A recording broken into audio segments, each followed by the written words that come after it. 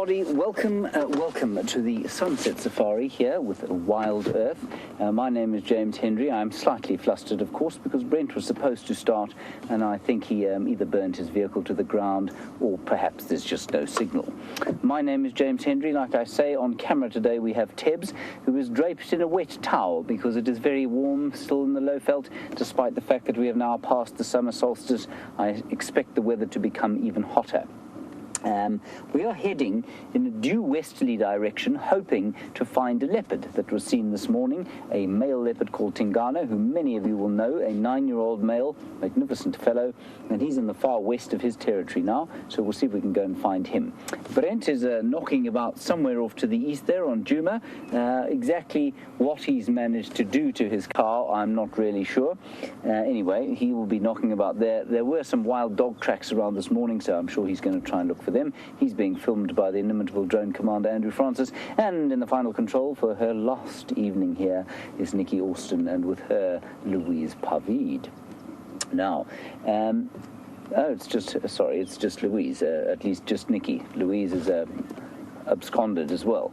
There's lots of absconding going on around these parts these days, which is Christmas, I suppose. And you are on a live safari, which is why, of course, the sound is not quite as it would be on an edited show. That shouldn't have happened.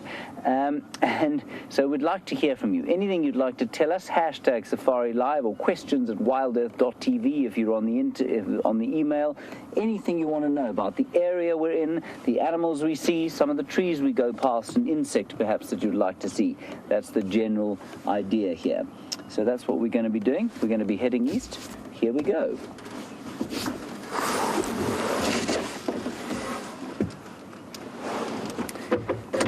Right, now I did get a question coming through there. Unfortunately, the microphone detached, at least the earpiece detached itself, so we'll get it again. It's from B.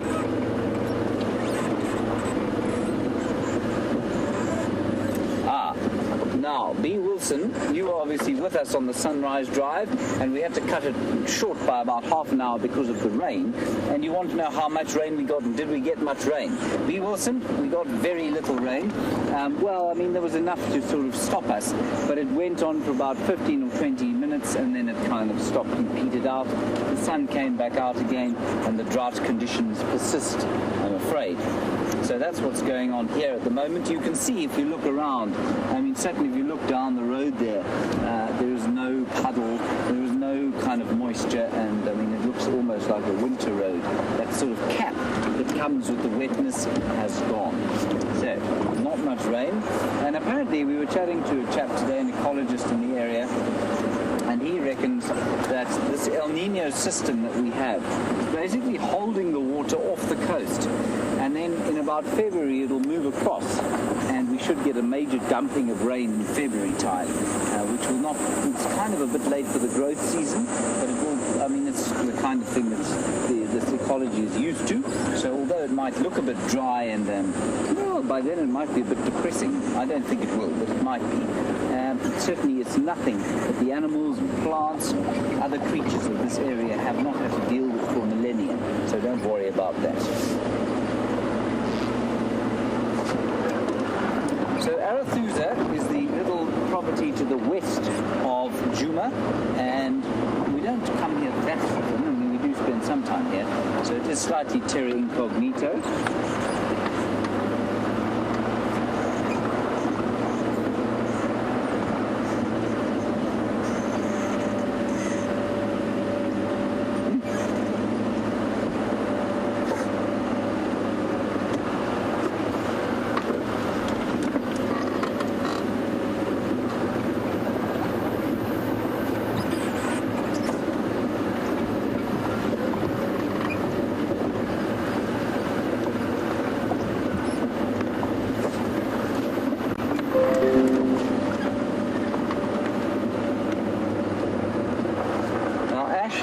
You sent through a very detailed question. It's a nice one while we're driving along, hoping to find Tingana possibly lurking in a tree with an impala for supper.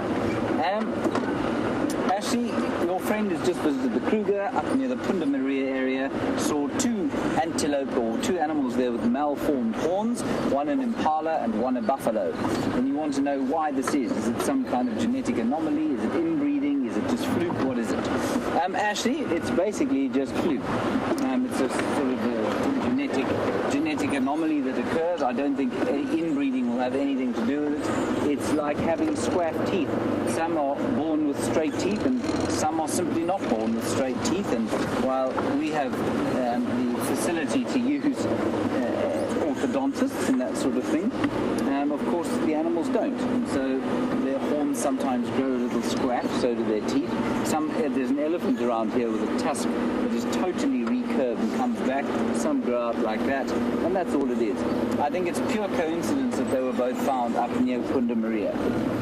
I suppose it is possible that the parents of those malformed animals, well, I mean, they're hardly malformed, but those with sort of strange horns, it's possible that there was some kind of nutritional stress maybe when they were born, maybe why they were in the area together, but you'd expect there to be more than one individual from both species to have been affected if that was the case. Nice question. Thank you, Ashley. So we're now on a drainage line called the Marikeni, which is the major drainage line that runs through Arapuva.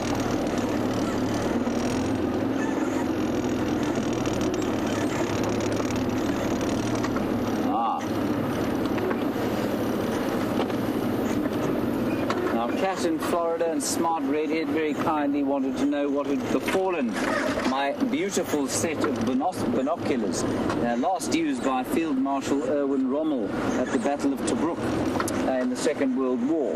Not really, but that's what they look like. And I left them actually at the Pickney Nest yesterday when we walked there. Andrew and I walked there in the morning and I sort of lay down to investigate the thing, left my binoculars there and I drove back in the morning while I was on the tracking expedition, and there they were, sitting unmolested next to the nest. So there they are.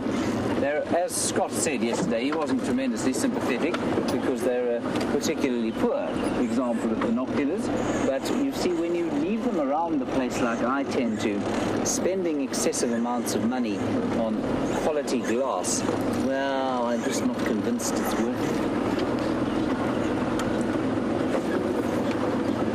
You can spend a quite fantabulous amount of money on binoculars if you want to.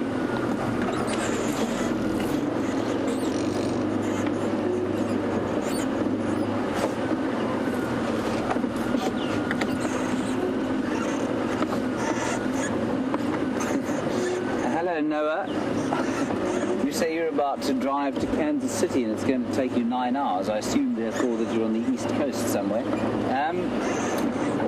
I'd be very interested to know what's in Kansas City for you to go to. I didn't know it was a sort of holiday destination. So anyway, enjoy your trip, but you say you're having 3 hours of safari before you go. Well, good stuff. It's a pity you can't sort of listen to us in the car. I wouldn't suggest you watch us in the car, though. It's all very well watching us in business meetings, not so much in the car.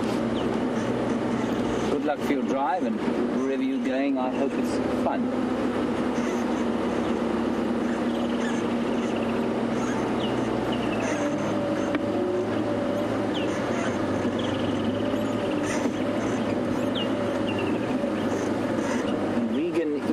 London, and you seem to be a new viewer. This is marvellous news.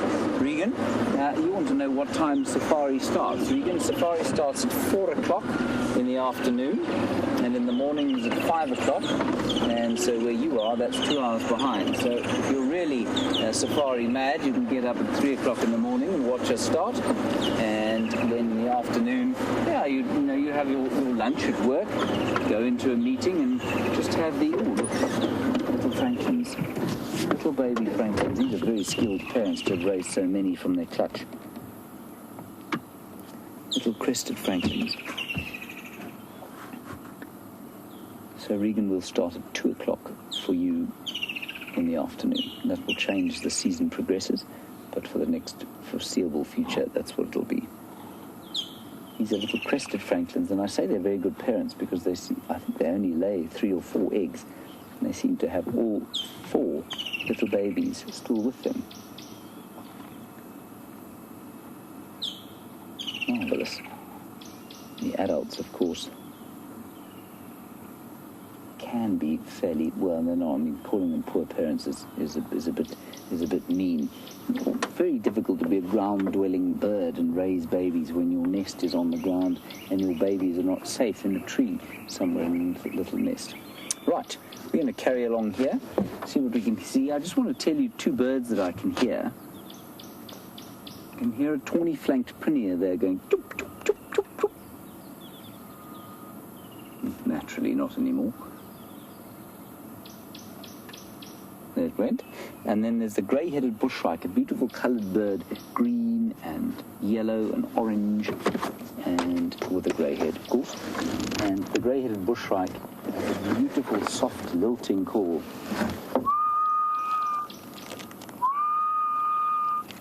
I'll just try and find you a picture of the grey-headed bushshrike. There he is. Delightful fellow. Very big bird.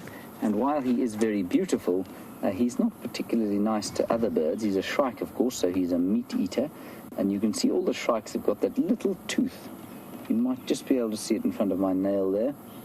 All of the shrikes have got a little tooth in the front of their beaks that they use to eat. He will eat chicks, nestlings out of nests. He'll eat reptiles. And there goes the woodland kingfisher above us. Right. There's never any shortage of him when you want him to call. Okay, let's carry on.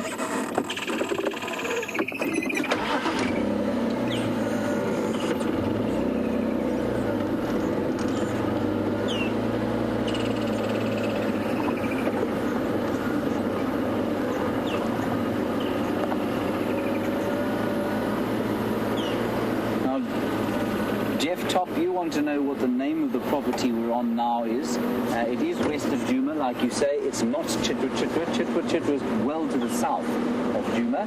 This is called Arathusa, or if you say it with proper pronunciation, Aratuza. And it means, apparently, Aratuza means let's help each other in the language called Pedi. Tebs, do you have any knowledge of Pedi? Is it the same in Tswana? Same. To help. Okay. Right, let's head across to Brent Leo Smith. He's managed to put the fire out on his car, and he'll say hello to you and tell his plans. We'll carry on looking for the leopard. See you shortly.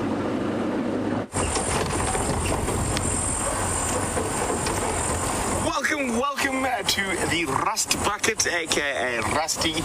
Andrew has managed, and Tebs have managed to put together some concoction that is enabling you to hear me and see me. Fortunately for me, I am not involved in such things. My name is Brent Leo Smith. I have the techno wizard, well, new techno wizard, Andrew Francis, who didn't even know he had it in him till today. And we are still in search of those wild dogs. There are literally tracks across the whole of Djuma, and hopefully we're going to find them. For those of you, this is SafariLIVE. We're taking you on an actual live game drive through the African bushveld. At the moment, I'm traveling in the southeastern corner of Djuma Private Game Reserve. I know James is heading off to follow up on a leopard to the west of us in Arathusa. Believe it or not, Whoa! Before I carry on babbling, let's go see what James has found. Look at that, everybody. Tebs just spotted a scrub hare. We so seldom see them during the day because they're so very well hidden. And this little chap thinks he's very well hidden. He thinks we can't see him. Look at his red eyes. That's the most amazing thing to me, a red tinged eye.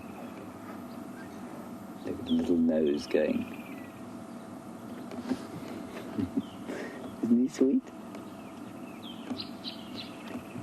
It might be a she.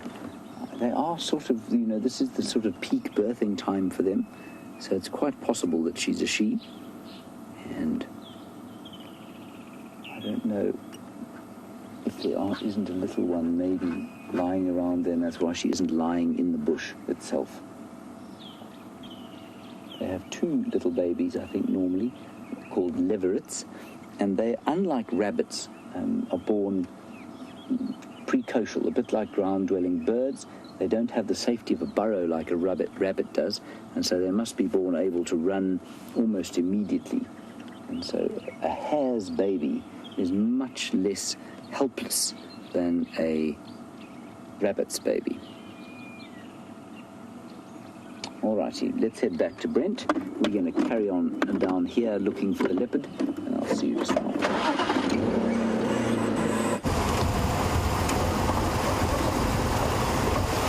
Well, that's fantastic to see one of the more nocturnal species still during the day. And as you were sitting with James, Andrew and I were discussing the last time we saw a scrub hare. And it was disemboweled and dismembered by the pack of wild dogs we're currently searching for. And incredibly, it had 2, not 1, but 2 almost fully developed fetuses inside that also became a snack for the wild dog puppies.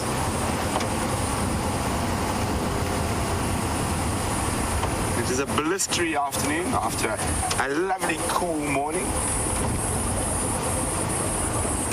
It was nice to get a bit of a respite from the heat this morning, even though a little bit of hard drizzle chased us under cover. But we're back with a vengeance, the sunset safari.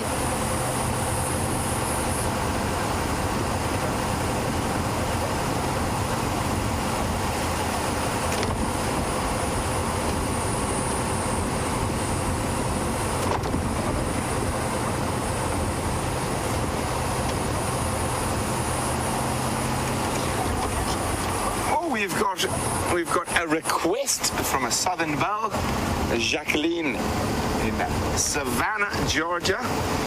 Would like to know if we're going to see a giant land snail. She thinks it'd be a cool critter to see. Are they around at the moment? They are, Jacqueline. This is the time of the year to see them, but today is not the day, I'm afraid. With this blistering heat, what they'll do is they'll find a nice sort of shady, protected spot, and they'll actually close up and form a sort of protective mucus membrane around themselves until it's a bit more wet. So this morning would have been a good time during the drizzle, but we didn't spot any. And I have spotted an old boy.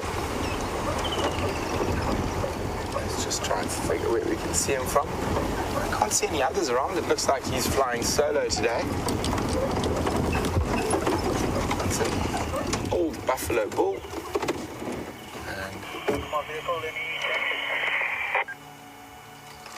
Apologize, I do have open game drive comms today.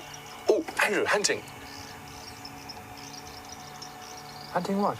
Oh, yes. One of my favorite little birds. It just looked like he grabbed a spider out of its web. There's a white-crowned helmet shrike. See, I like to keep Andrew on his toes. I only see a drongo. No, Andrew. Above, okay, yeah. There we go. There's 2 of them there. Let me go forward a little bit. Oh, let's see if we can get it nice. Oh, no, don't fly away. Andrew, you chased them. It's because you didn't recognize their beauty fast enough, Andrew. You still got them?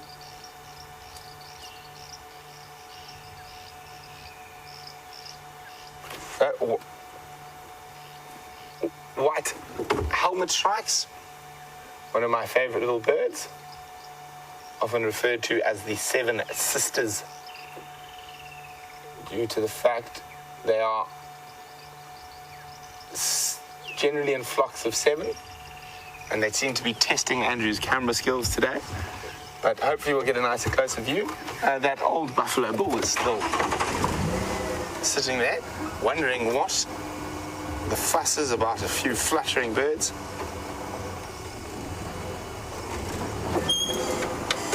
He's found himself a nice shady spot to chew the cud.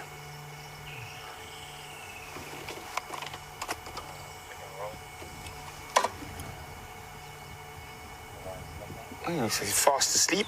So normally they are in little bachelor groups. This guy's by himself, which does make him a little bit more vulnerable to predation by lions.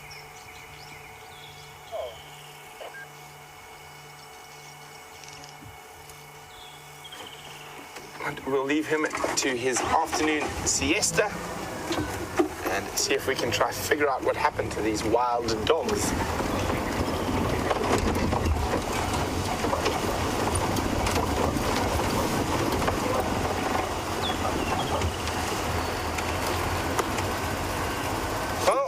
It seems like RJM, who was with us on the Sunrise Safari, is with us again on the Sunset Safari. Welcome back, RJ. Great to have you here again. RJ goes, what is a giant land snail? Well, it's a snail, RJ. No, I'm just kidding.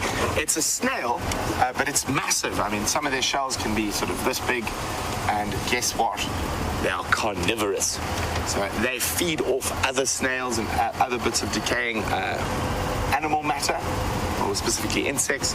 So very interesting, and hopefully if you keep watching RJM, you'll get to see one.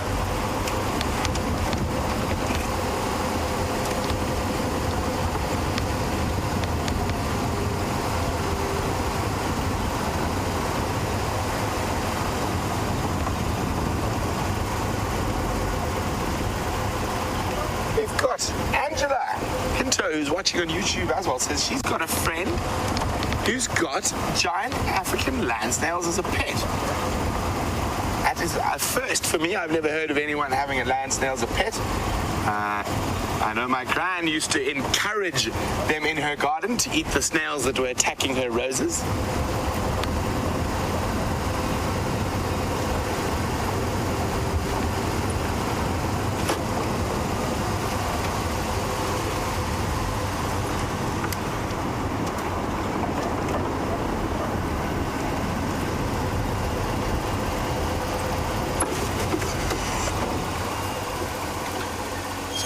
To all our new viewers out there, there has been probably a very kind warning from Shell, who's in Motor City, Detroit. Did you see them? I heard them. They've disappeared. Shell is warned, if I do find wild dogs, you guys will just have to hang on, because I drive like a madman or a man possessed, and I'll speak quite loudly and quite quickly, and I get very, very excited. I mean, I'm excited most of the time. It just sort of goes up a few gears when I see wild dogs. I sort of start behaving like a wild dog, which was actually my nickname when I lived in Tanzania. My Swahili nickname was Mbamwitu, which is wild dog, because I used to get so excited when I saw them, as well as that I had a lot of energy like a wild dog, and I was always running around camp, making sure everyone was working and doing whatever had to be done during the day.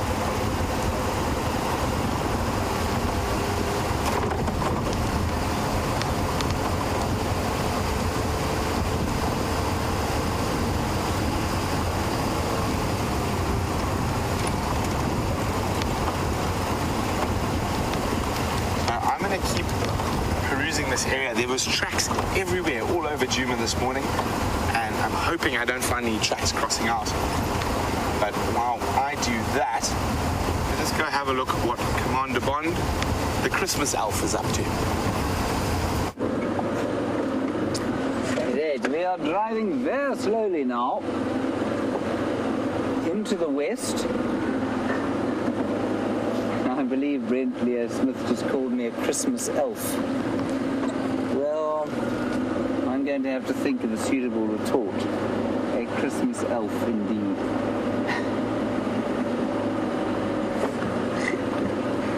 It's quite amusing, Brent. Right, there we go. We've got, not a leopard, I'm afraid, but we've got two vultures up there, which is quite nice. Two white-backed vultures sitting in a tree there. And I believe we've had a request for a giant land snail. Well, after rain, a little bit of rain that we've had, it's not uncommon to find a giant land snail, so I will certainly keep an eye out for a giant land snail. Now, while we're driving along, Tingana was around this area this morning, and I can't get quite an update as to exactly where he was, because the radios are in a state of disrepair.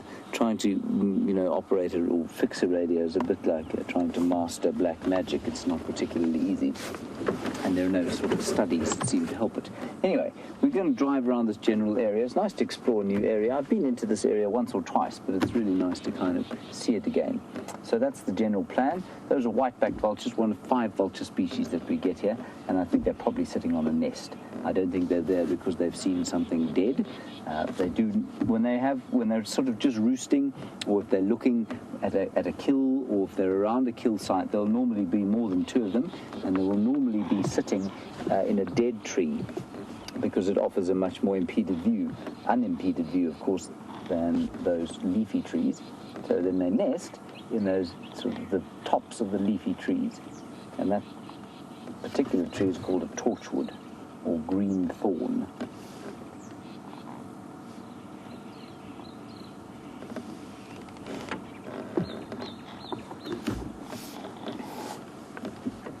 So, Matty, your age is just 9, and you've been asking for 2 weeks, apparently, about vultures. Well, there they are. And I'll tell you what, you can look up the other ones. We get the Leopard-faced vulture, which is an enormous vulture with this kind of pinky, ugly head. Very beautiful once you get used to them. The white-headed vulture, which I think is the prettiest one that we've got. Then we've got the hooded vulture, and we've also got, what's the other one? The Cape vulture that comes in off the cliffs. Right. Big birds. Let's go back to Mr. Spaghetti, Brent Leo Smith, or String Bean. He can be your Christmas string bean. That will be Brent Leo Smith, and he's sitting with some wattled starlings. We'll carry on along here. So, on our search for the African wild dog, we've just come across a displaying male wattled starling, and he's trying to impress the girls. It is their breeding season, so those impressive features and colours around his head, that black and yellow wattles and warts and growths, will not be there during the dry season, so he grows those to impress the girls, and he was doing a little bit of song and dance. And I don't see many girls who he's trying to impress.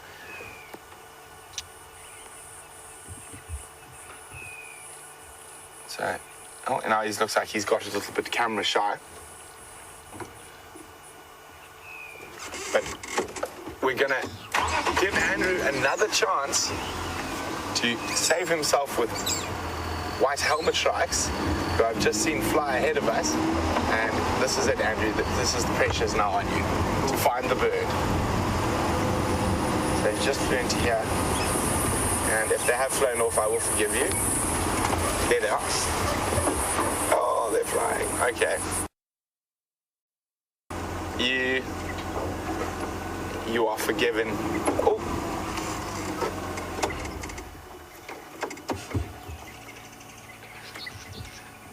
There we go. That's not the best view of them, but it is those white helmet shrikes again.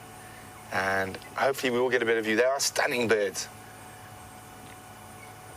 And I think we should carry on to go see what the Christmas elf is up to.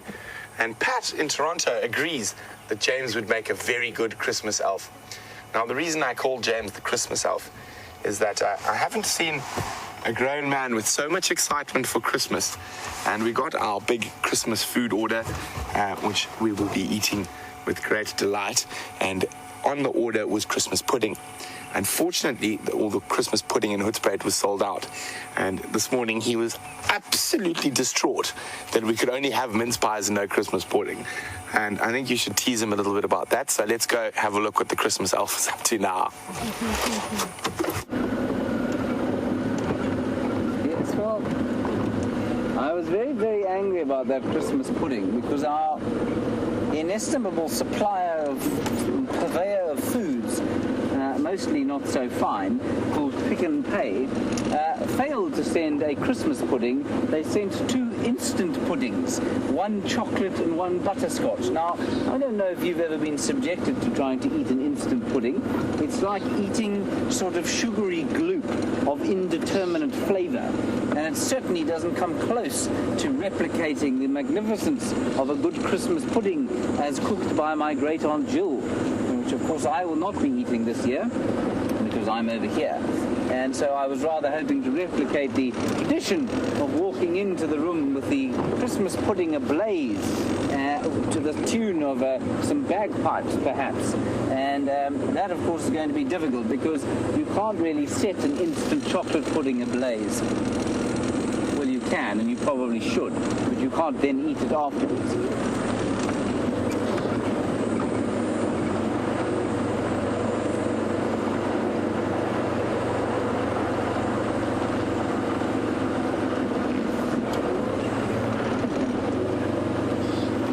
Thank you, Pat in Toronto. You think I would make a cute Christmas elf? Well, I suppose that's a compliment, I think. I'm going to take it. Thank you, Pat. Kebs, I think you'd also be quite a good Christmas elf, don't you? 2 Christmas elves. We're not very big, either of us.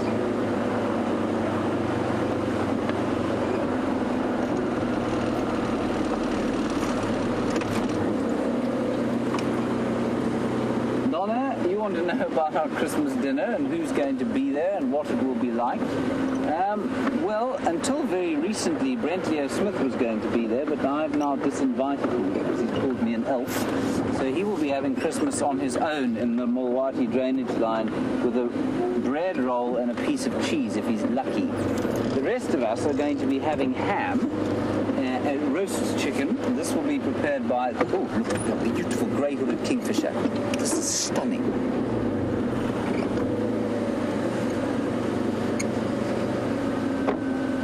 Now, Mike, you needed a grey... There. You see it there, Tibbs? Mike in Florida, I believe you wanted a grey-headed kingfisher for your list to hit 200. That is a grey-headed kingfisher, and very distinct from any of the other halcyon kingfishers. If you look at the blue, well, I don't know if you can see the blue on the wing there. You might be able to see the blue. It's not that halcyon blue color. It's a much more navy, purplish blue. That's my first one of the season. Scott Dyson, of course, has seen 700 of them, but they're not very common. And he's very hot, as is everything else very hot, including the buffalo, which I failed to notice when we stopped here. But let's just look at this little kingfisher a bit longer and savor the sight. So, Mike in Florida, I believe this will take your list, your WildEarth bird list, to 200. That's truly impressive. I think you'll find that there are probably only sort of 230 regular resident species of bird that you could sort of get often here, and maybe up to 280 or so with rare vagrants. So 200 is very, very good. Beautiful bird.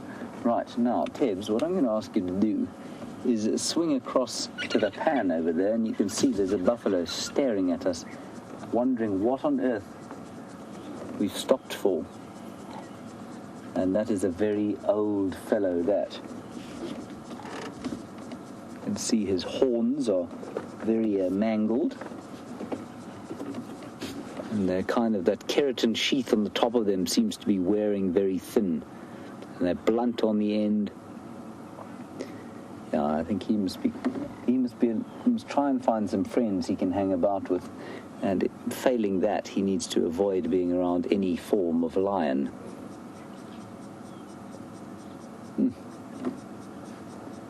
Right, we're now at a spot called Second Windmill. Now, it's called Second Windmill, of course, because there is a windmill over there. And that windmill is, it's not so much a mill as a pump. Apparently it's pumping water, I think, into the pan where the beefy buffalo is lying in the mud. And this is the kind of far extremity, as far west as we can come. So we're on the far western boundary of Arethusa. Further west of this, we will be trespassing, which will result, of course, in arrest, which will be very unpleasant, because then I will also be eating bread and cheese for Christmas, like Brent Leo Smith. Right, I'm going to sneak slightly forward and hope that this kingfisher lets us look at him. A bit closer look. Oh, don't fly, don't fly, don't fly. That is spectacular. This is a wonderful view of a rare bird, people. Isn't he great? Look at the colour on his beak. Luminous orange, fluorescent. And a question about what sound they make. Oh, you can see that purple there. So it's not even navy blue. I mean, it's basically purple. And I'll try and play the call for you. I'll find the bird app and play the call.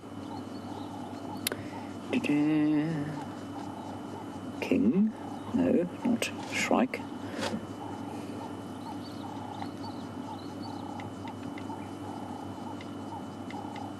Beautiful afternoon now. Right, here we go. This is what he sounds like, everyone. Come on. No, I don't know that he has a sound. Here we go. Sing, bird. There we go. Here we go. Yeah, look at him reacting.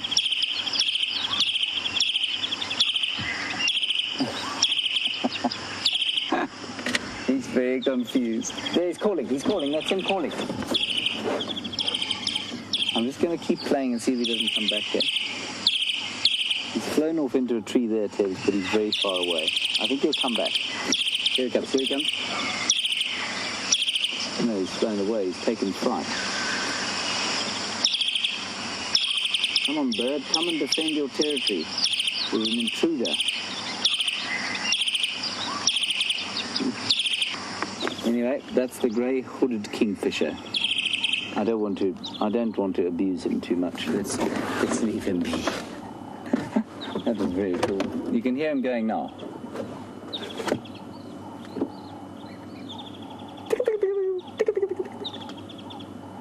I wouldn't have known that call, actually. He's very cross. Let's get out of here before he realizes that we've found him.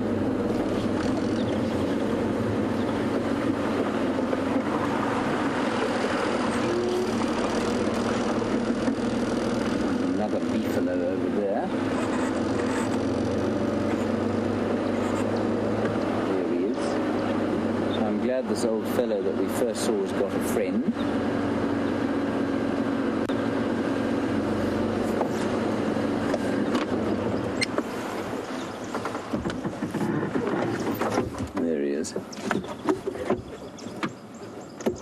Now, Gaza Arsenal. Just amazing Twitter handles that we get here. Gaza Arsenal, you say that the grey-hooded kingfisher puts you at 20. Well, I'm very glad it's put you at 20. It's always good to get the rare ones first and try and get the others a bit later. But that's a good one to have at number 20. Here comes an Arethusa Ranger, and with any luck, they will be able to tell us where this recalcitrant leopard was last found, because it really would be very good to see him, and the radios are not in a functional state.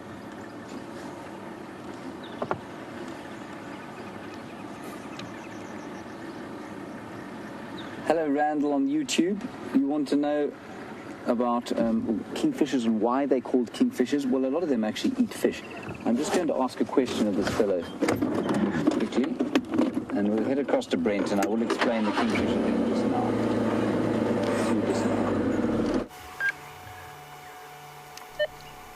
Cheetah plains. Sorry about that, folks. I was on the game drive radio, and I just wanted to show you. Look at that.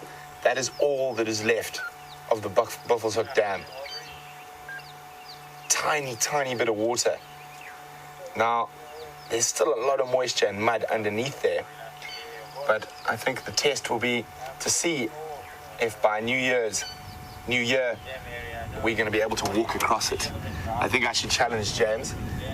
Not just yet. I think we would get very, very muddy now, but at some point in the near future, who will be the first person to walk across the sun-baked Buffalo's Hook Dam? It's very hot. So, let's see what else we can find.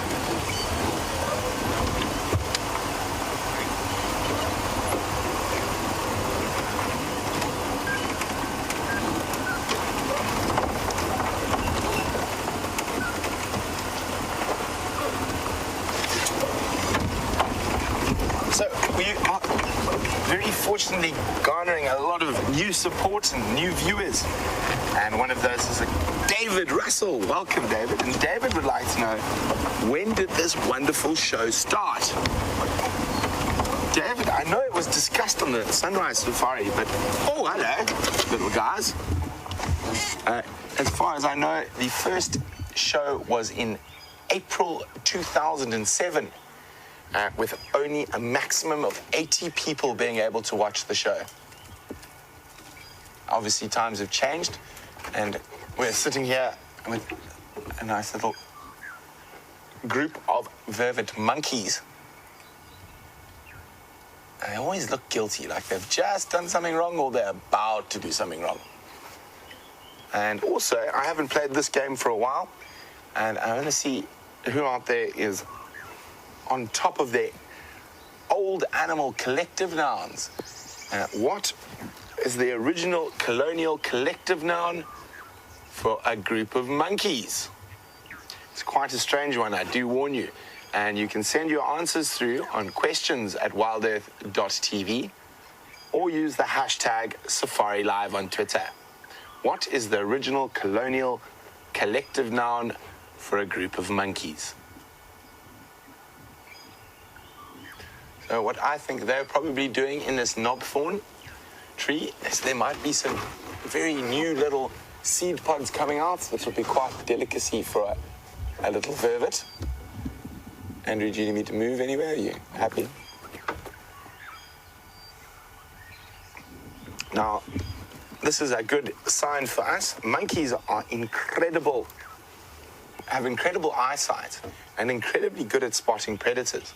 So I know if I hear any monkey alarm calling around Buffelshoek Dam, I know which area they're in, and that could be a good sign. If there are leopard in the area, the monkeys spot them quite quickly.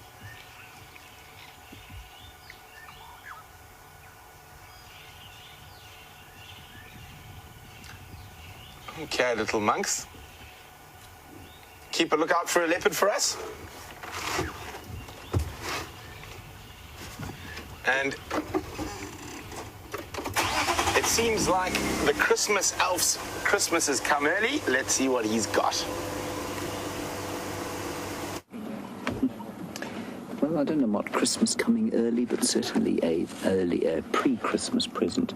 Wonderful to see this leopard. I haven't seen him for some time. In fact, I don't think any of us have seen him since he went down into the warthog's burrow and retrieved a little sort of tennis ball-sized piglet alive, and during Big Cat Week. So he saved his best performance of the year for it really counted. He's eaten something far more substantial than a warthog piglet now. You can see his belly is very, very full. And he's had a good meal. He's now panting because it's hot and because he's trying to digest that meal as fast as possible. Wonderful. So just to reiterate, if you've just joined us, this is Tingana, a 9-year-old male leopard. And he's a good-sized male leopard. He's not the biggest. That would be the Anderson male around here, who's an enormous leopard. He's probably about 10 or 20% larger than Tingana, but Tingana's about an average-sized male leopard for this area. A magnificent creature fellow.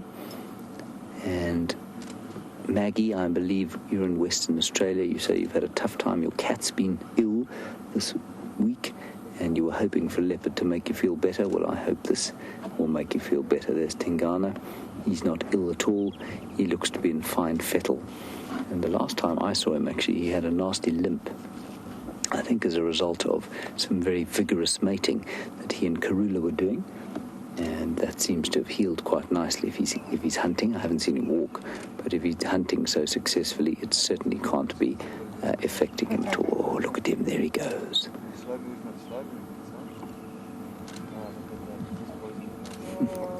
And just if you are a new viewer, remember, this is a completely live safari experience. What you're seeing now is reaching you very marginally delayed by about maybe 5 seconds.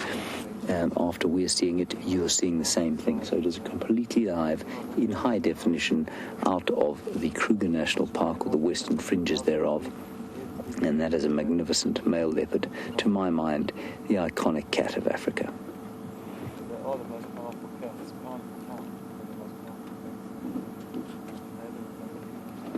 he is, of course, very, very full. And that's why he's lying there. Well, like all cats, of course, they will sleep for a great deal of the time. And what I quite like about leopards is that even when they are lying on the ground like that, they still manage to maintain some sort of regal look about them. Whereas a lion, when he's lying on the ground, he's normally lying in a puddle of his own urine if he's at a kill, surrounded by his latrine. And there is nothing less regal than a lion at a kill after he's eaten. And yet the lion remains the king, and the leopard the humble prince.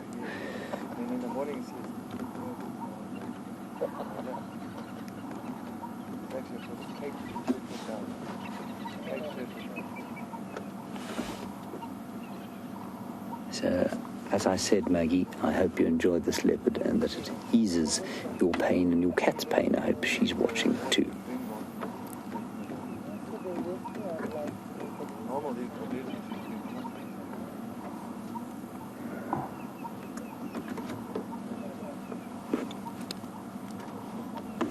So, Angela Pinto, you were watching the Jumadam cam yesterday evening, and on the Jumadam cam, a leopard appeared. Well, it looked almost like a cheetah, to be honest, but it was a leopard as far as I can tell. And you want to know if anyone found out who it was or when it was there? No one did. I'm thinking it's Karula. It looked to me like Karula, just that was my kind of instinctual thought. That's her territory. Definitely a female, I think, not a male. And Mvula, who's the male territorial of the area, was found further south of Juma this morning. So I think that was probably Karula. Who knows, though? That is a very difficult block. She's around there. She likes to go north out of there and into a block that's almost impossible to get a vehicle into. So I think it was probably Karula.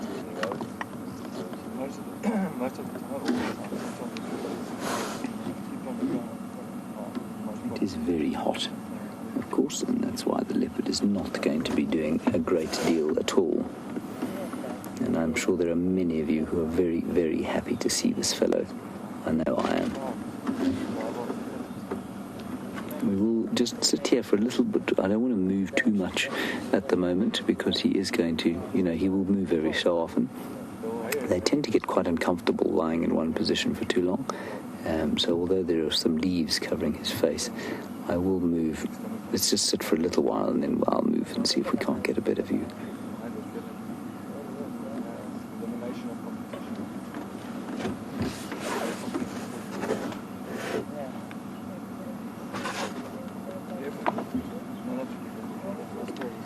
An interesting question from Love Dogs, but on YouTube, again, an astonishing Twitter handle. Good for you, Love Dogs. And you want to know what he's got, if it's nearby. I think it was, if I'm not mistaken, I think it was a baby impala, and I think it will probably be finished unless he's got it stashed about here somewhere. But I don't think that whatever he killed is still around here now. And Love Dogs, quite interestingly, I mean, I don't know if this might be slightly distasteful to know, but of all the predators out here, the predators that will sort of attack or eat, readily hunt other predators the most are leopards. And so they'll eat jackals quite happily, they'll eat civets, they'll try and take on honey badgers every so often. But they, whereas some of the other predators tend to avoid that, they'll eat wild dogs if they can catch them. The leopard seems to more actively hunt other predators than many other of the predators out here. I'll just give you a sense of the atmosphere. It's quite sticky after the bit of morning rain that we had. So quite close, the atmosphere, the air is quite close, it's quite thick. It's hot, as I said. It's probably, it's not that hot. It's probably about 32 degrees Celsius, which will put us at roughly 80 degrees Fahrenheit, which is quite pleasant. And no real smell of anything here. So I think very unlikely that the kill, or whatever he ate, is still around.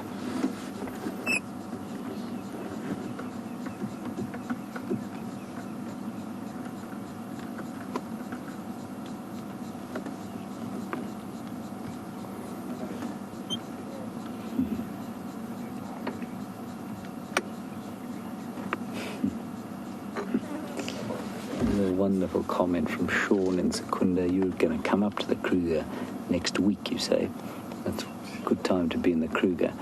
And you say you've learned a huge amount from watching Safari Live and you can't wait to come and test yourself. Well, I think that's just wonderful. Thanks, Sean. You're, of course, most welcome, and we appreciate the time that you spend with us. I promise you, as much as you appreciate spending the time with us.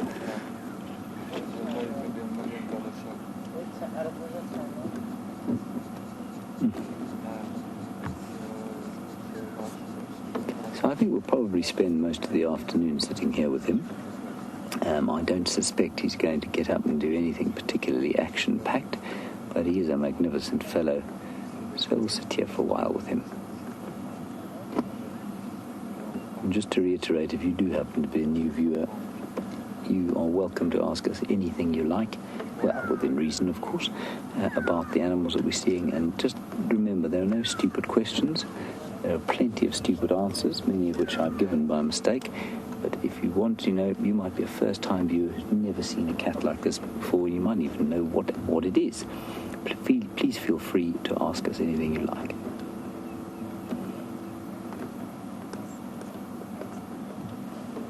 Great.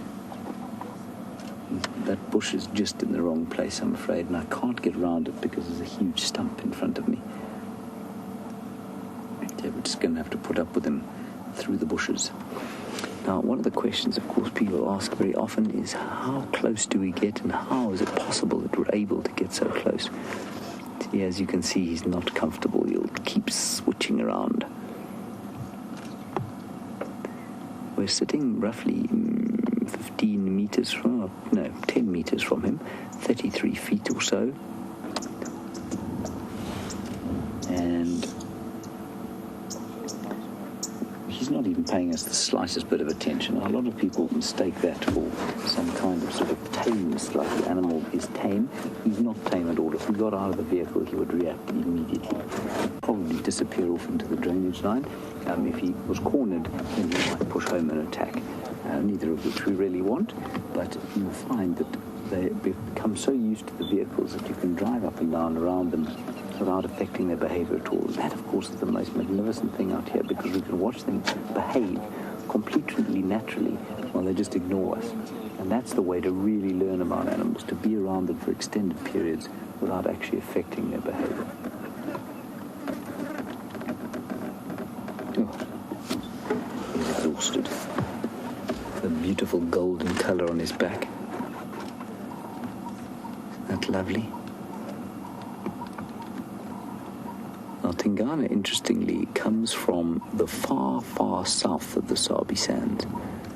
Most of the other males of this area come from close by.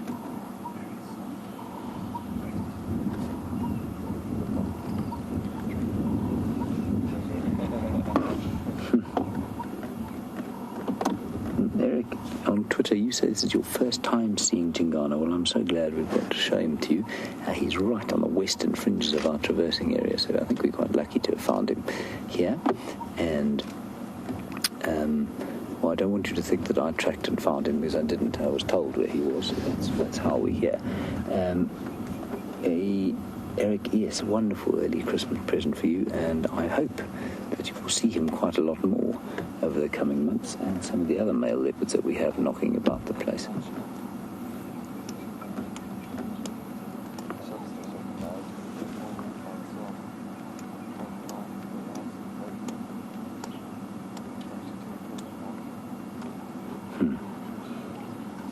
Now, all the way from Munich, I'm not sure that you've spoken to us before, Katya. If you have, I apologize. If this is your first time, good on you, and thank you for your time and for taking the time out to ask us a question. You want to know if leopards will hunt animals out of trees. Katya, the short answer is no, they won't. The long answer is they might, perhaps, if conditions were absolutely perfect. I have seen it happen once on a documentary, and I wonder if you haven't seen that documentary, where a male leopard leaps out of a tree onto an impala ram.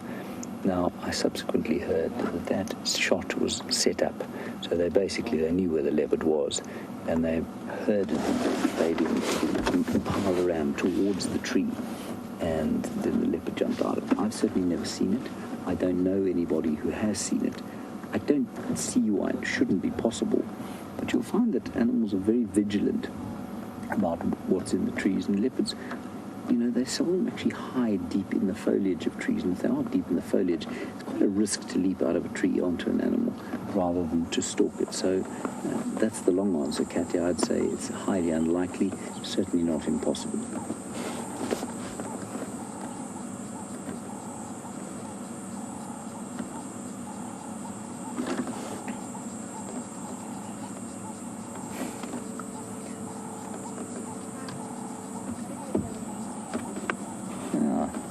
Mr. Moustache, you seem to have moved around a bit for your Christmas holidays. You're in Denmark at the moment. I hope you've got a very warm jacket to wear there. Mr. Moustache, you want to know how much a leopard will eat in one sitting, a big male leopard like this? Well, he probably weighs roughly 70 to 75 kilograms. I don't, he's not particularly enormous, so I'd say the Anderson male probably weighs about 90 kilos, 85 to 90, so I'd put him at about 75 or so. In one sitting, he'll probably eat up to 20% of his body mass. So 20% of 75, good grief, that's a difficult thing to work out. No, it's not. It's 15 kilograms. 15 kilograms of meat, and if you're working in pounds, the logic of which escapes me, then you are looking at about 40 pounds, Mr. Moustache. That's quite a lot of meat. 40 pounds of meat in one sitting is an obscene meal. But they have to do that because, of course, they will then go days without eating. All right, we're going to sit here with this currently flat cat. Let's head across to Brent. He's got a herd of elephants to show you, and we'll wait right here, and I'll keep you posted if he does anything. See you just... So we've caught up with a breeding herd of ellies, and they're heading towards what could be a very fascinating place. They're not there yet, but they could be in about half an hour or so. So I'm going to stick with them. They have started digging for underground water at the treehouse waterhole, and I was out tracking the other day and I saw them digging in the mud, and they've actually managed to get some water out of it. So it could be really interesting if this group makes it up there. They're not too far now. And with this drought and lack of water, elephants become incredibly important because they do manage to dig up the sort of low-lying underground water, or they could be lazy and head towards the Juma Pan. We shall see shortly.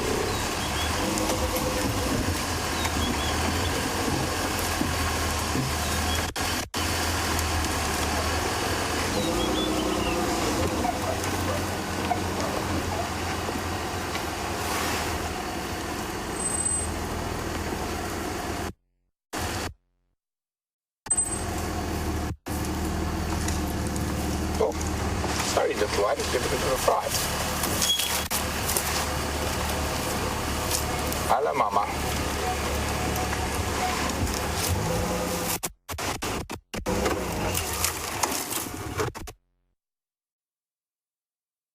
Yeah. Andrew, if you zoom in on the eyes, you see how long her eyelashes are.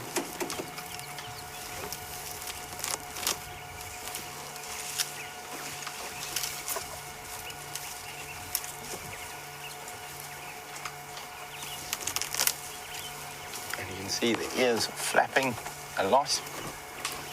It's hot. Elephants are able to pump about 8 liters of blood into their ears, and you can see some of the veins even on the front side are sticking out today. And what they're doing is they cool that blood by flapping and then send it through to the rest of their body. 8 liters is just under 2 gallons of blood in their ears at a time.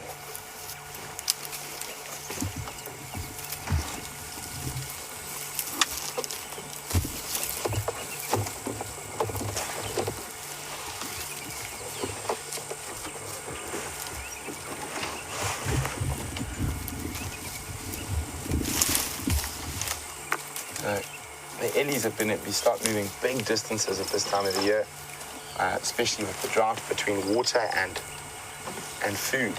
And a massive animal like this has to eat and drink an incredible amount. A female like this in front of us probably eats 400 pounds of vegetable matter in a day, and drinks. Now my maths has failed me, but drinks up to about 100 liters of water. I was trying to work that out in gallons. 4.5 liters is 1 gallon.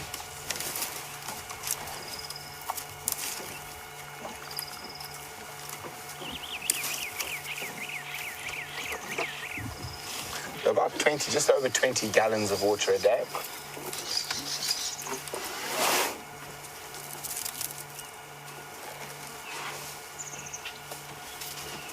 And isn't this incredible? That elephant is probably 7 feet from us, 8 feet from us, and totally unperturbed with our presence, feeding on grass.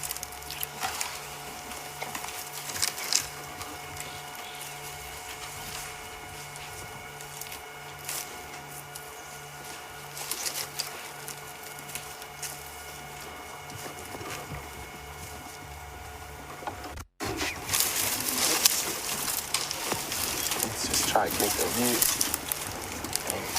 Hello, Mama.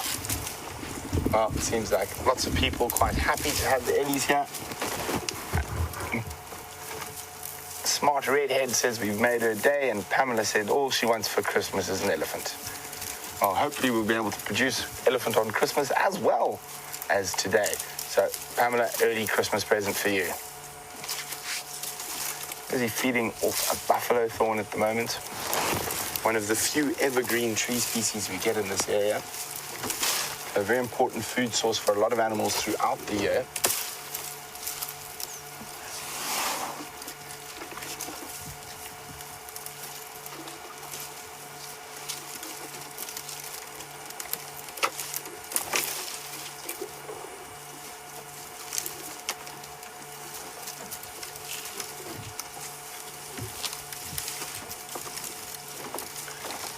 So we've been chatting about how dry it is. We've had very little rain and it doesn't look like it's about to change. And Karen, who's in the Big Smoke, or London, the UK, is saying, aren't we worried about the underground water table? As far as I know, Karen, it is still A-OK. And no need to worry just yet.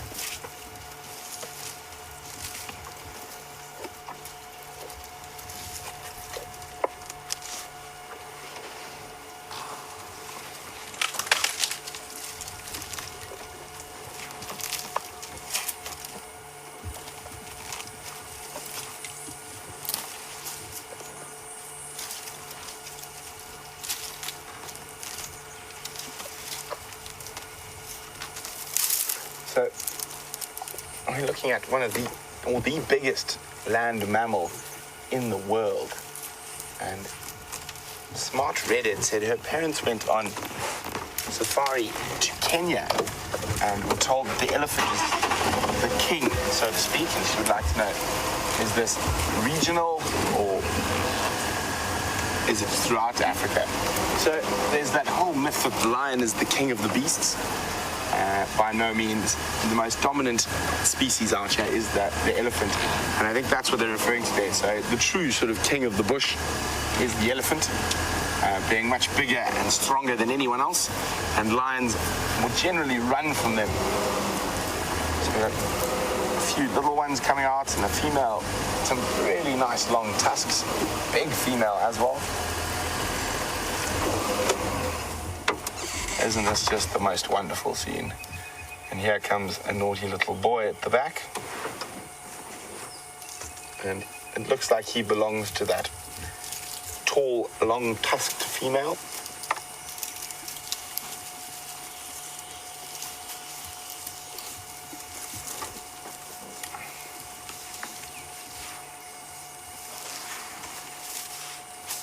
And you see, when there is a little bit of grass around, elephants will try eat as much grass as possible. It's very high in starches.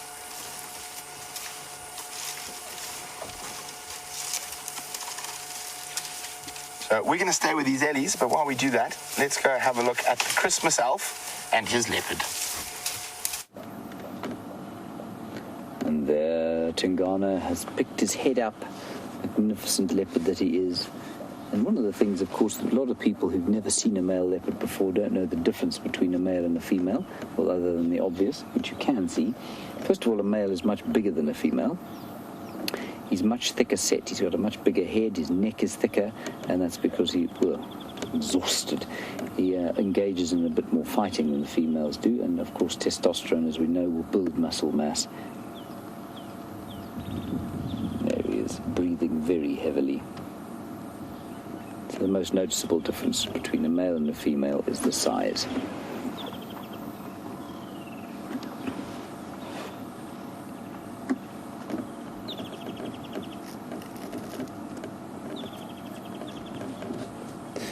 Eric Moore, a very good question from you, and you obviously know a bit about the animals of this area. You want to know if elephants if leopards scavenge, or if they only eat live prey. Elephants don't scavenge. Leopards are good scavengers, yes. Not nearly as good as hyenas and lions, but if they can steal a kill from, say, wild dogs, or steal a piece of lion kill, or steal from a hyena or a cheetah, absolutely they will do that. They're not, in terms of the freshness of the meat, they're very happy to eat pretty rancid, rotten stuff. But normally, because of the way they're set up, they are solitary, so they don't want to fight over kills. They will try and avoid conflict at all costs. So unless they can steal something without being hurt and without a physical confrontation, they won't steal. And so in areas where there are no lions and no hyenas, they are much more likely to scavenge than they would be in an area like this. So although they are immensely powerful, they will avoid conflict because they are solitary. And if they get hurt, they won't eat.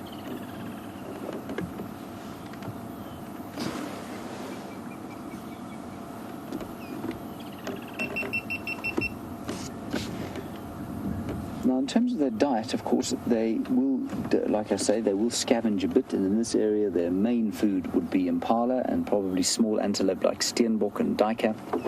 And Wayne, you say you've heard that they will eat just about anything. Leopards do eat just about anything. They have what we term a very Catholic diet, and that just means it's very wide. They'll eat just about anything at all, and of course that's why they are so widely distributed, the most widely distributed of all the big cats. And the same species extends, it's a different subspecies, but same species extends all the way into the far east of Russia. It goes into China, it goes of course into Arabia, and India was once found all over Europe, well, probably in the southern reaches of Europe. And yes, Wayne, they will eat anything from insects to lizards to reptiles, other reptiles to squirrels, mongoose, other predators, large antelope. The records of them killing adult male kudu. So, they have a huge range of things that they can eat. They even fish. They'll hit catfish out of water and eat those. So, yeah, Wayne, they'll eat anything. It's one of the reasons they're so widely distributed.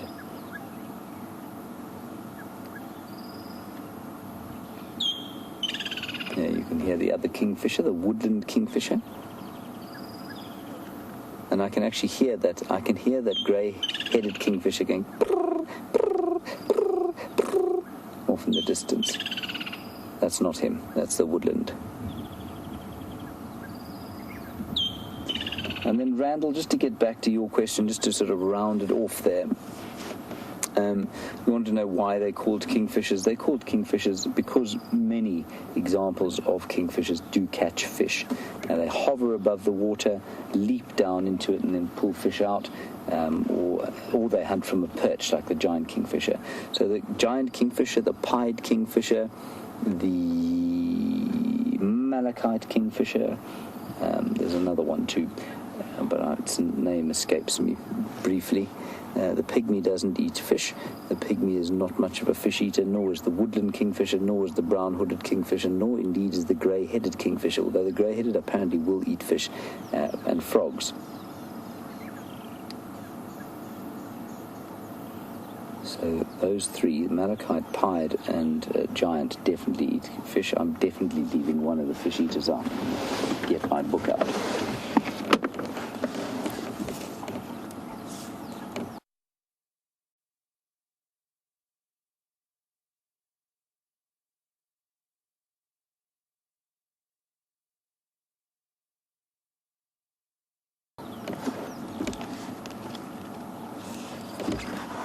Now, all the way from YouTube, RJM, you want to know why he's breathing so heavily. He's breathing so heavily, one, because it's hot, and two, because his big fat belly is pushing up against his lungs, which means he cannot expand his chest cavity in the way that he would like to, and so he's having to breathe much more shallowly than he would.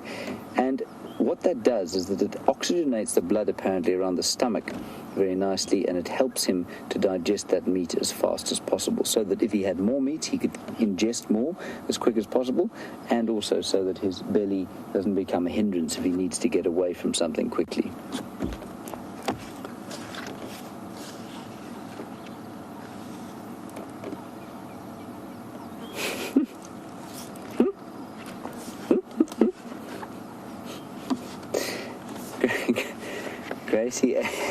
Gracie, aged 8, says maybe getting fat so that he can be Santa in a few days' time for all of us here in the bush. Gracie, he may well be doing that. He may be the Santa of the bush.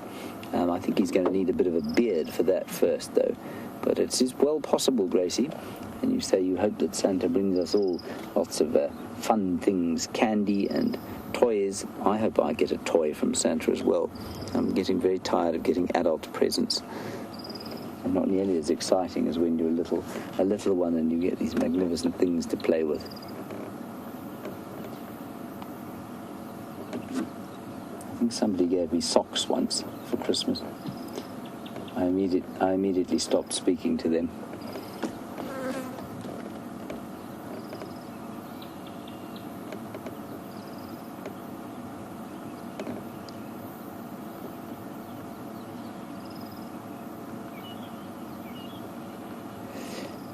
Now, Brent was talking a little bit about digging for water, I think, and he certainly discovered at the Treehouse Dam that the elephants have reached water, and I'm sure he told you about that.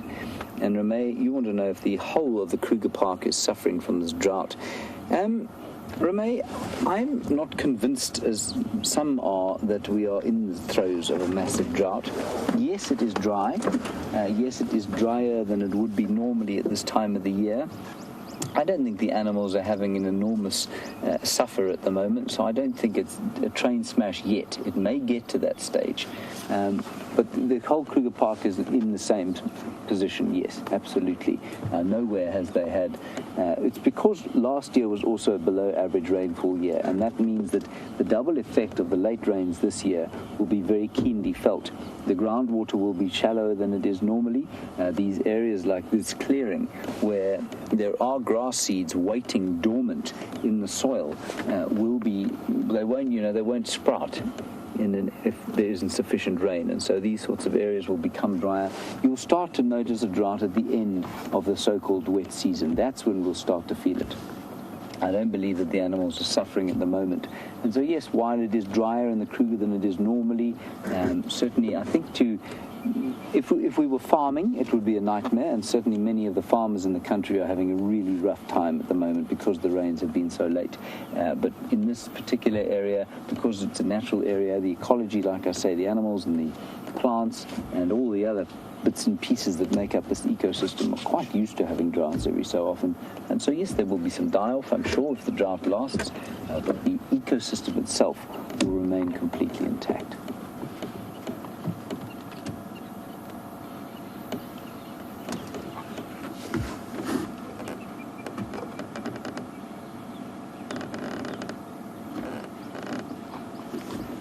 Hello, Jonesy on Twitter. You joining us for the first time, and you say it's very compelling viewing. Well, I hope that we maintain your compulsion to watch. Certainly, we find it very compelling working here, and I'm so glad you've joined us, and thank you for sending through a question for the first time. It's great to hear from you. I'm just going to quickly show you these other kingfishers. Now, Timsy, if we can have a look here. There were two that I forgot that eat fish.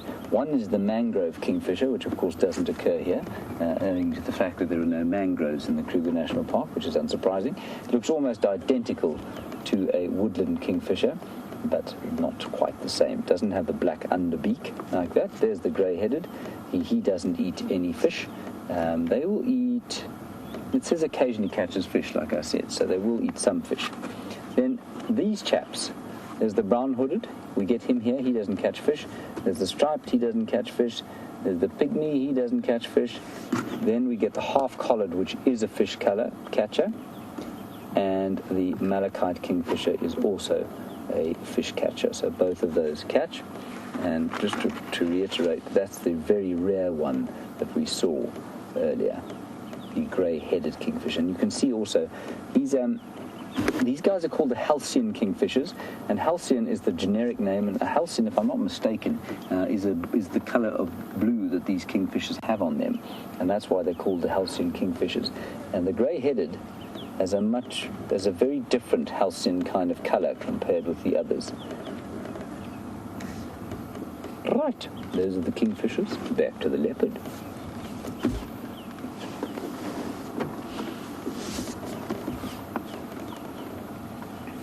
Who is doing precisely what he was doing when we started looking at the kingfishers. He clearly finds kingfishers very boring indeed. They've put him into a deep sleep.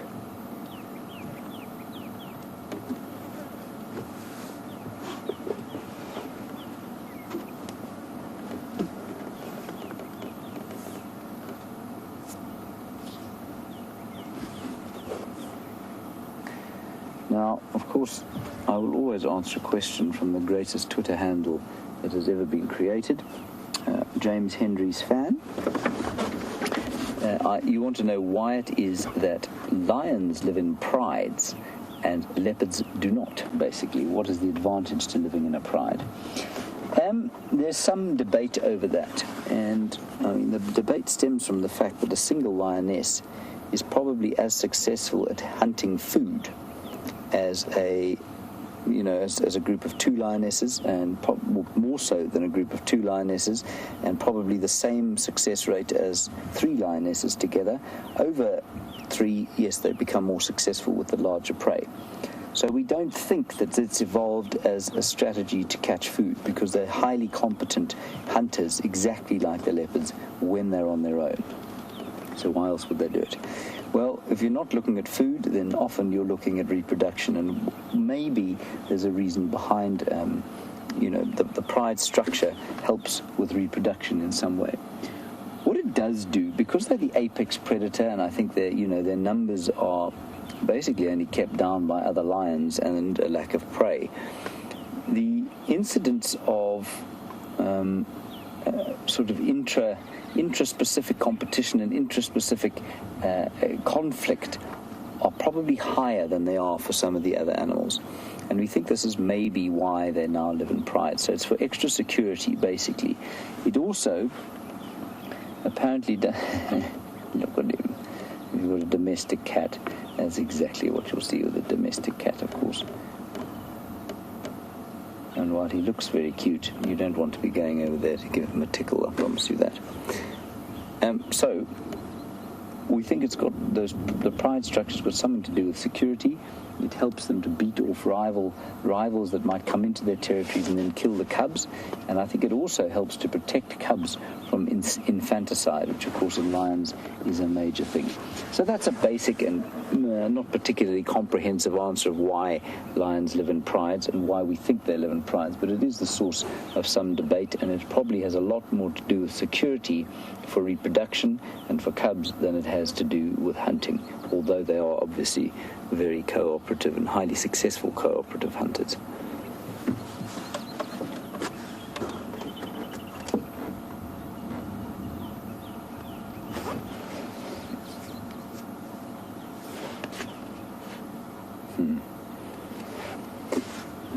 And we get questions about how to age animals very often, and most often it's very difficult. And Eric, you want to know with a leopard, can you tell the age of a leopard from its jowls or the kind of hanging bits of skin below its head?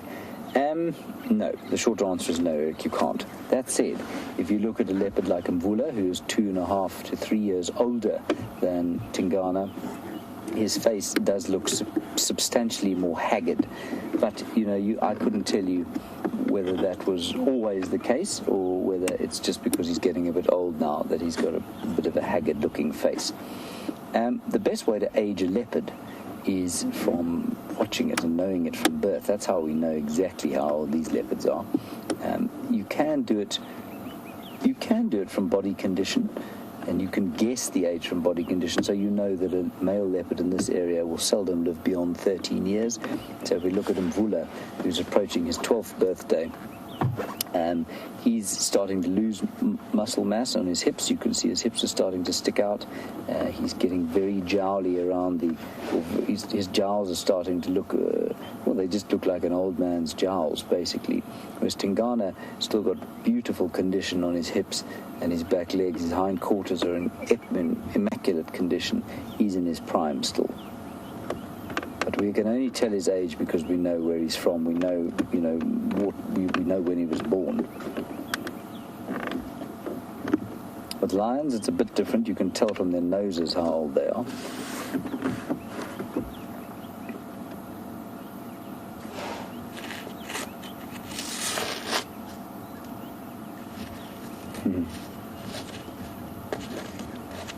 Now, there's another query that's a very good one, and one that we do need to explain every so often, about why we don't see cheetah. And Monique in London, you want to know why we don't see cheetah. I think you've been on safari a few times. This habitat is not great for cheetah. So if I get Tebs to just pan around there to the left, that kind of woodland is the dominant vegetation type of this area, and the clearing that is behind where Tingana is lying is unusual. Were there to be a cheetah in this area, and there wasn't a leopard here, of course, and this is where the cheetah would be found, they'd have to have open areas to hunt in. They can't hunt through woodland like that. They're not stalkers, they're coursers, which means they chase down their prey, much like a wild dog does, but at twice the speed. You can't run through that at 60 miles an hour. You'll either bash your head or disembowel yourself on a stump, and that's a very real risk for cheetah. And that's one of the reasons they don't occur here. Apparently the high lion concentration in the Sabi Sands is also one of the reasons that they're not here. I think it's much more to do with habitat, though. Certainly in the open areas of Singita and Londolozi, where I used to work, we did see them every so often, much more frequently than we do up here in the north at Djuma. So I think it's got largely to do with habitat, Monique. They like that big open space so that they can run freely after their prey. In case you're wondering, Brent Smith's managed to break his car again. He really is. He's quite something with that. So that's why we're going to stay with Tingana. Luckily, we have this magnificent cat to look at while Brent tries to fix his picture. I'm being very unfair to the man. It's Rusty, and Rusty is a bit recalcitrant and just struggling to produce a picture at the moment. So we'll just stay with this lovely leopard for now.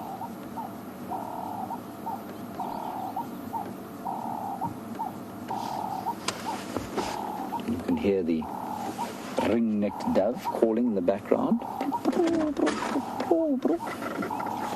And as many safari guides will tell you, at this time of the day it's saying drink lager, and in the morning it's saying work harder, work harder. Now, if you do have a safari guide tell you that, you must immediately be aware, because if he then tells you the joke about the McDonald's of the bush when you see an impala, you must immediately ask for another safari guide, because that joke has been told since probably 1746.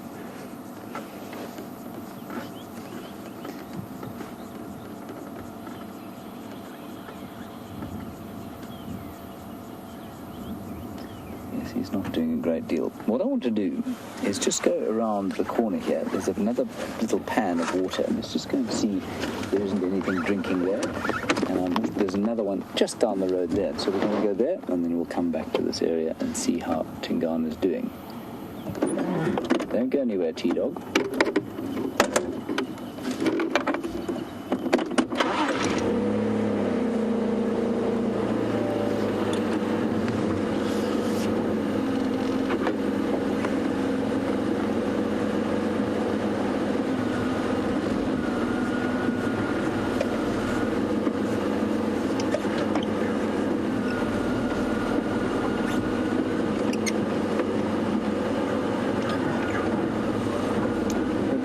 Massachusetts. Thank you. You say you're enjoying the drive. That's great news. And you say halcyon doesn't mean blue or a kind of blue. It means calm and peaceful. And that the Kingfishers got their name from it. I mean, I know we talk about halcyon days, which I suppose I've always thought of being sort of deep blue summer days, but they must be calm and peaceful days. So we talk about halcyon days, and that's great information. Thank you very much for that, Brian. You say Aristotle used it to describe kingfishers, or one of his pals. Aristotle or one of his pals, one of his drinking buddies.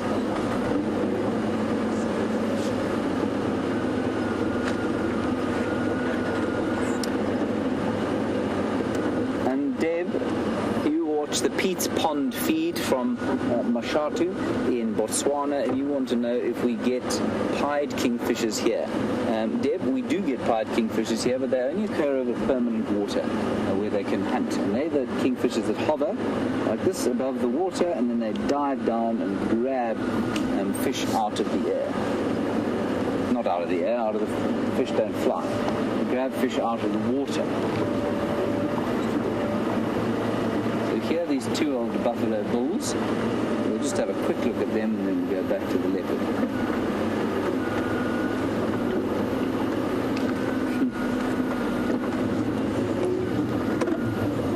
Hello, Harvey Abbott. Harvey Abbott, I'm going to stop here and we can look at these buffalo quickly. Harvey Abbott, you say, what is this live stream about? Harvey Abbott, this live stream is about African wildlife and the magnificence thereof. We're sitting here in the northeastern part of South Africa and in the Kruger National Park, which is, of course, an iconic national park of the world, twice or three times the size of Yellowstone National Park. And we're sitting here on two sort of western fringes of that, on two game reserves called Djuma and Arathusa, about 4,000 acres of land that we traverse, and you're on a live game drive. You're on the largest game drive in the world, largest safari in the world.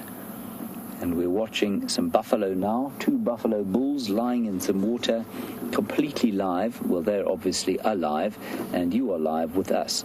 And they're chewing the cud, and it's live and interactive. So please do talk to us as you are now. And ask us any questions you have, send us any comments. It's great to have you on board.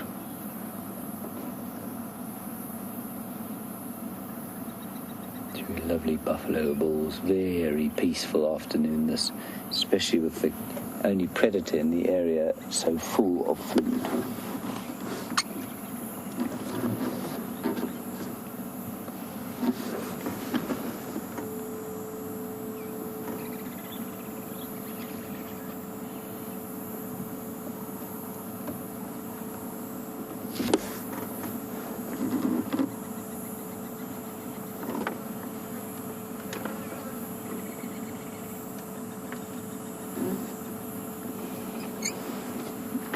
Right, so this is an inevitable explanation that we have to give every so often. Paul, you want to know why we don't see rhinos on these drives, and you want to know if there are any here, and it dovetails quite nicely with a comment from Jeffrey in Texas who says the US has just poured, he's just sent through a link, the US has just poured millions of dollars into the protection of white rhinos, all rhinos in fact. Paul, we don't show rhino. They do occur in this area. We don't show them because we don't want anybody with nefarious intentions watching the show to know where they are. Whether or not that makes a difference, we don't know, but certainly we don't want to negatively affect the rhinos at all. In the Sabi Sands, they've almost got the situation under control. I think they have more or less stopped the poaching. There have been a few incidents this year, but that's basically why we don't show rhino. And I'm very glad and grateful that there are people in the US pouring millions of dollars into the conservation of rhinos. It's a very complicated and difficult problem to deal with. Let's head back across to Brent. He seems to have managed to fix his car, and we'll head back towards Tingana now. Be ready to go to sea tracks.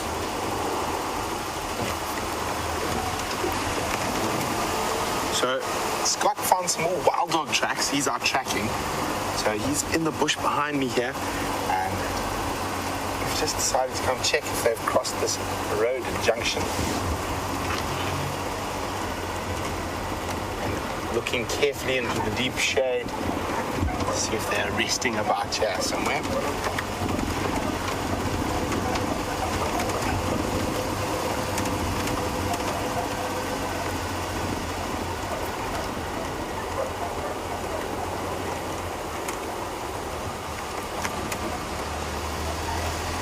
So a very, very astute observation by Safari Deans, who wonders whether some guides prefer the thrill of tracking to actually spotting them. And you will find quite a few of us do prefer to track and then see an animal rather than to just bump into them. It feels like you haven't worked for it.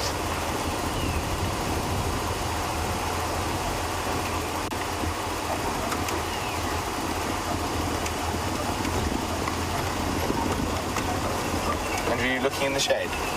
Yes. Come on, wild dogs.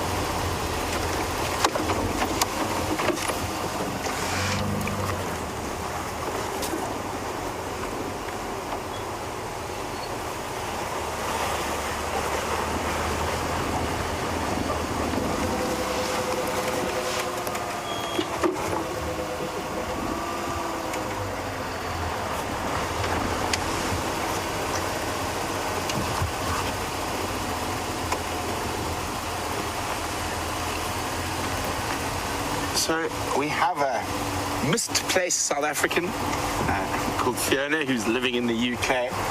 And Fiona's wondering, where does the term game come from when referring to wild animals? Fiona, that is an excellent question that I have absolutely no idea. Maybe we should ask James, maybe he's got an idea. The only way I can think of it, it comes from hunting.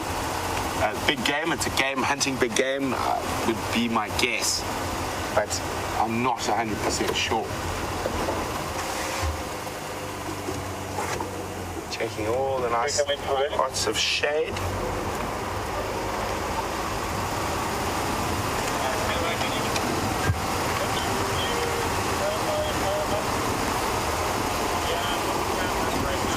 Very carefully, yeah.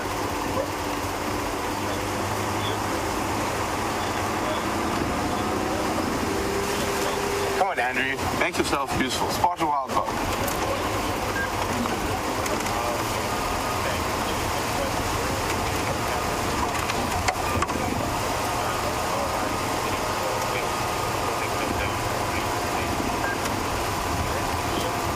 So we have quite a few different species here, and our JM is asking another question. Welcome back, or thanks for not leaving. And RJM would like to know what species of cat are native to the Sabi Sands. Sorry, I'm having a problem with my little handheld radio here when it sits low, battling to here, so I'm just going to pop it in my pocket. That should hopefully make a difference. And I want to track that. I got excited for a second, but it's a hyena trap. Well, RJM, we have the big cats that we all know and love so dearly, and we have 3 species of large cats that occur in the Sabi Sands, and that is leopard, lion, and cheetah. We have some little cats, and some things that get confused as cats. So the little cats are, actually, you know what? I think this is a good, I know you're a new viewer, RJ, but I think it's a good way to test some of the regulars. Who can name me the little cat species that occur in the Sabi Sands Game Reserve? Send your answers through to questions@wildearth.tv on email, or use the hashtag SafariLIVE on Twitter. And I believe my monkey quiz stumped you all. I did warn you, it is a strange one. And the question was, what is the original colonial collective noun for monkeys? there were lots of barrels and troops, but it actually comes from the sort of Indian colonial world, and it's quite an apt one, I feel. It is a shrewdness of monkeys, and monkeys are very shrewd and expert at pilfering from humans and knowing when is the exact right time to do it.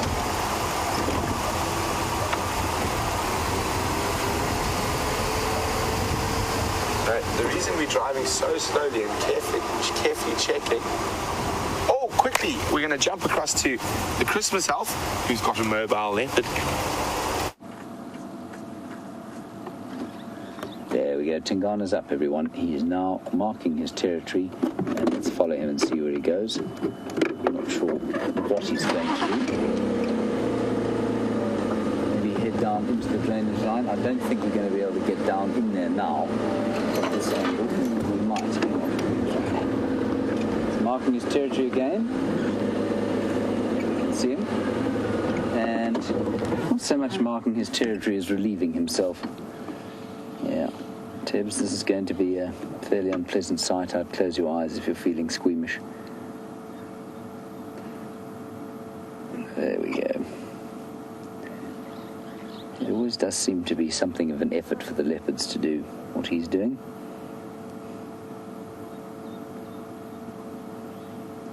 We'll just be quiet and give him some peace while he does this.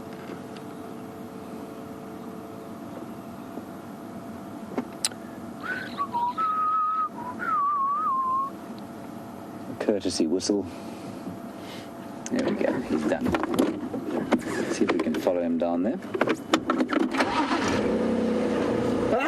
Excuse me.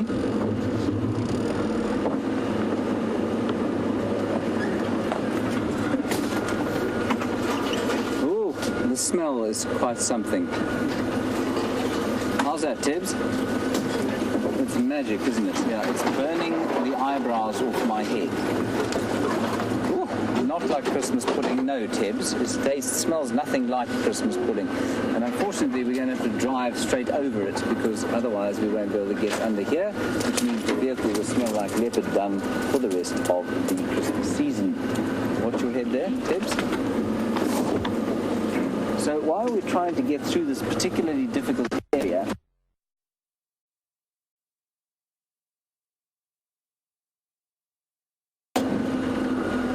sorry, Tibbs. There he is. Now, I don't know that we certainly can't get down here without crashing the car, so let's just watch him there, and then we might have to go all the way around and try and pick him up again.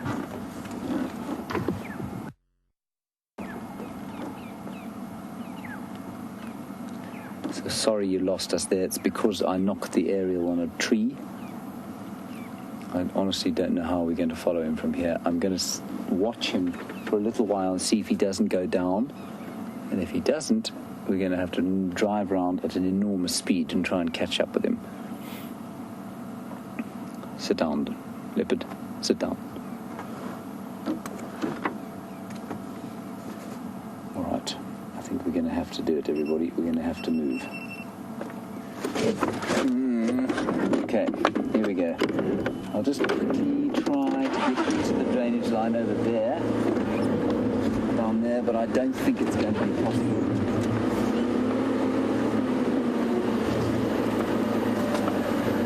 Let's try and go to Brent, just while I try and bash through here and see if... There we go, here's quite a nice easy entrance. Whether there's an exit around, I don't know.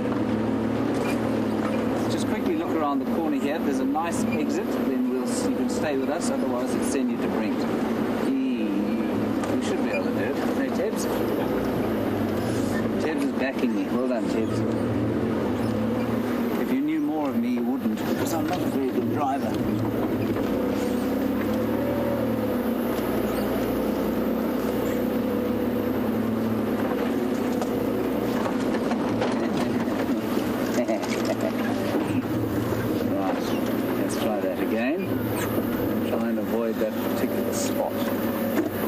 Hold on, everyone.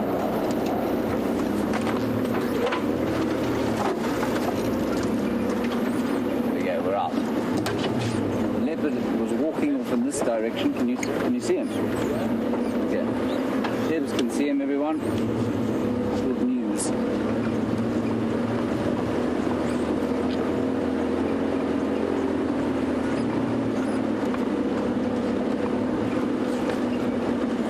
Where is he, Tibbs? Through here.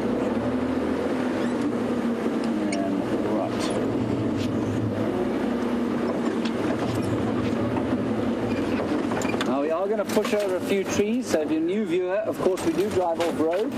This is not unusual. I might lose my ear.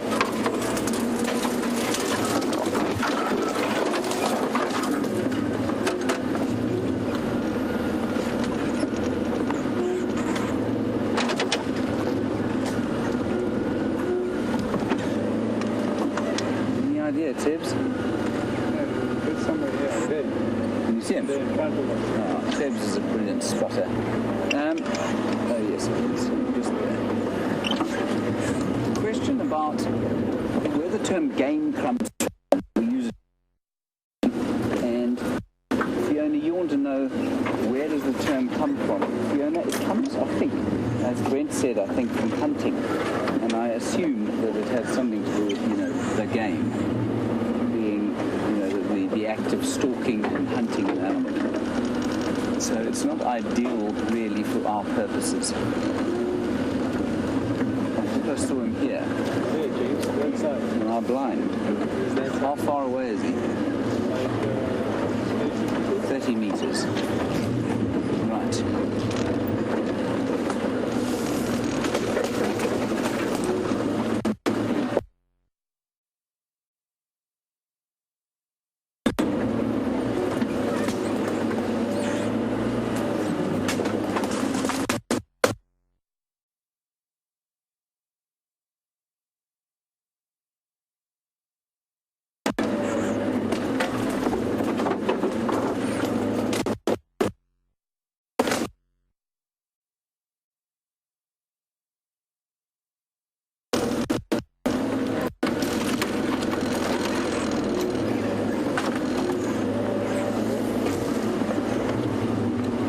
I'm blind here.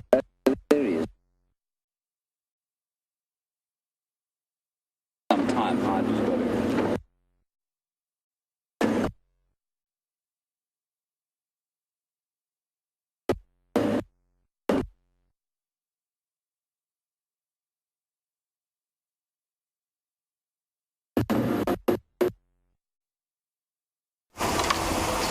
So it seems like there's a little bit of a gremlin around James, or he's in a bad signal area. So back with me, but soon as he manages to sort that out, you will be back with him. And I heard he was worried he might not be able to keep up with that depth a little earlier. So I've actually... Brent, those important on not cross west into Arathusa or? Okay, 1 second. I'm not sure. I'll waiting for Scotty to give me an update. He's on foot.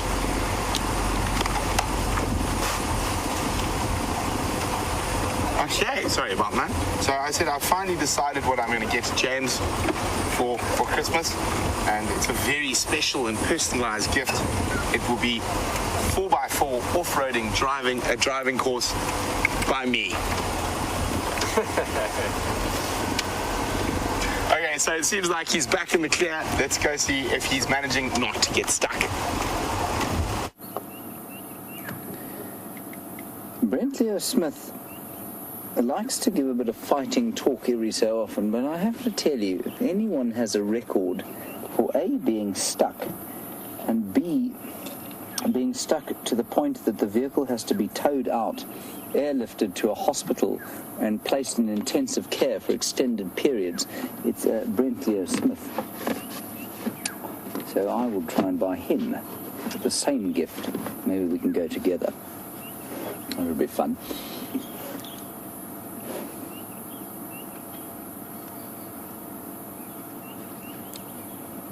Okay, Fiona, I don't think we finished your question on why they're called game.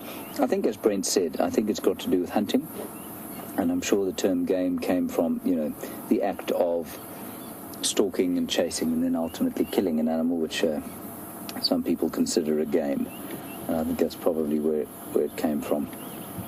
So possibly not the most appropriate word for us to be using. Oh, don't go down there. It's okay. This bit's not so bad to drive in. You will lose our signal, I think, if we move there, everyone. But if he does stop moving again, then of course it should be fine. Let's see what he does. He's just marking his territory there.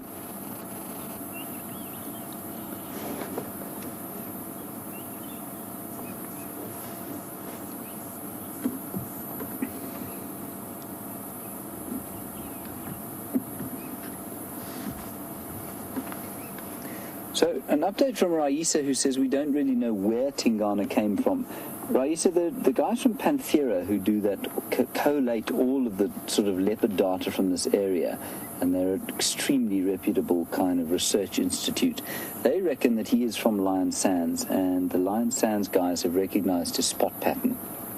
From a cub born there, so excuse the virtual reality rig there that's in the way. So we do think that it's a cub that came from Lion Sands, Raisa. Definitely not from this area, like you say, though. And then another question from Cheryl about whether we're still doing that DNA research. And this dovetails quite nicely.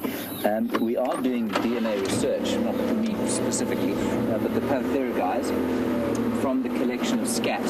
And you want to know if we're still doing that, Cheryl? Absolutely we are, but we've collected his scat already, so we don't need to recollect it. And what that will do, Raisa, eventually, when all the leopard's DNA has been collected, we will be able to say without a doubt exactly who's related to who. And most interestingly, it will tell us if leopard litters ever have more than one father, which I suspect they probably do. And it will also help us to understand exactly whether there's any kind of cuckolding which goes on, which of course is the kind of thing that a cuckoo does, where maybe a male that is, in whose territory cubs are being raised are not actually his. He's just in here. You can hear the squirrels can see him. They're going because they can see him moving through the reeds here. He's just in there. There, you can hear them shouting as he comes out and goes to sleep. Let's move a bit closer. No idea where I am on Arethusa now. Could be in Simbambili for all I know. No, we're not. I know we're not really.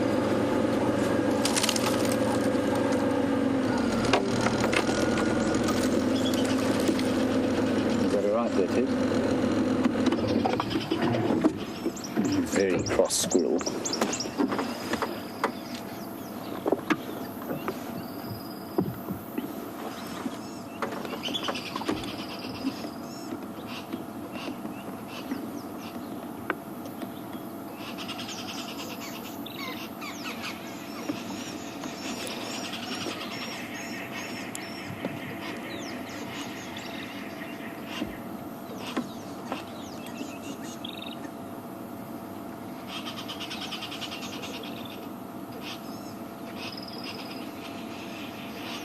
Now, Larry, you want to know if Tingana was one of the leopards that was seen on the Juma Dam cam yesterday evening. Apparently a male was seen. It wouldn't have been this one. I know that they saw him around here, I think, yesterday. It's not impossible that he would have walked this far, but I don't think he did. I'm pretty sure that if there was a male leopard yesterday at the Juma Dam cam, it probably would have been another one. Maybe one of Quarantine or Kunuma, 2 3-year-old males. I think, if I'm not mistaken, Tingana came from the western side. It's certainly not too far for him to have walked, though. And just while we wait for him to see if he moves, Tibbs, if we just look up here, the 2 white-crowned shrikes, which are now shouting at him, and they're sitting in the same tree, or just about the same tree as the squirrel. So there are some white-crowned shrikes. Now, they're not the same as the white-crowned helmet shrike that you were watching with Brent. These are white-crowned shrikes. And one of them is a very junior one. Oh, you know what? Yeah, no, it's just a very young one on the right-hand side there, Tibbs. Yeah, that one. That is a very little one. And then if we go up from there and to the left, Tibbs, you can see the squirrel sitting in the top of that knobthorn tree there. Keep going up. You'll see him there. You might just be able to see his tail going. Yeah, that's him there. That's his tail. You can just see hanging down. You might not be able to... There, you can see the tail moving. He's very cross. Does not appreciate seeing a leopard here.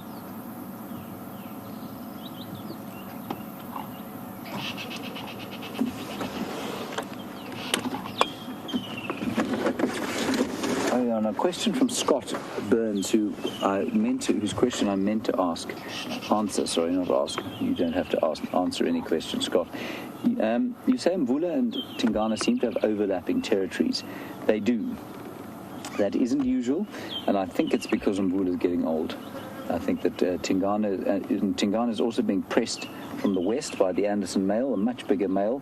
And I think you'll find that that combined with the fact that Mvula is possibly not defending his territory quite as vigorously as he used to because he's getting a bit old, is resulting in Tingana moving closer and closer into the west. Leopards, males, are not known to have overlapping territories. The females, yes, but not the males.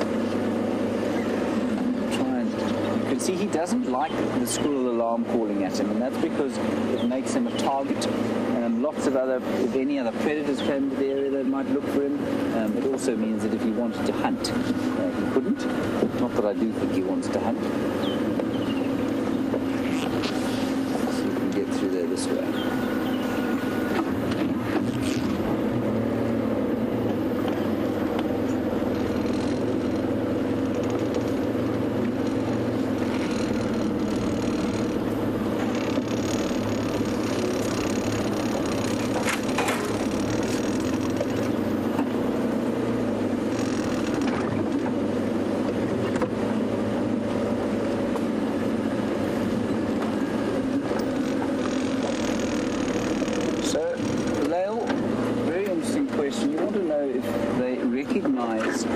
Leopards will recognize their grandchildren as kind of friend and not foe, and will they tolerate them in the same territory?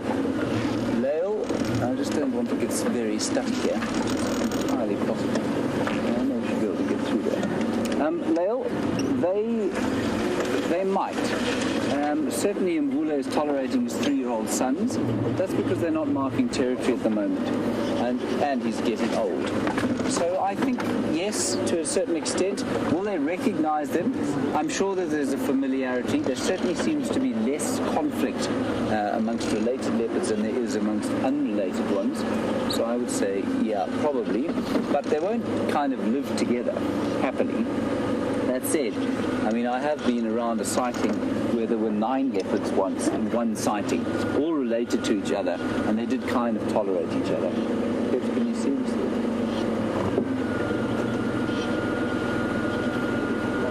I think he's just laying... I can't see him. Yeah. I just don't know that I can go through that particular area without getting stuck here until after Christmas dinner. Leo Smith laughed at us, and that was blowing through. Let's try it. This is supposed to be the best 4x4 by far.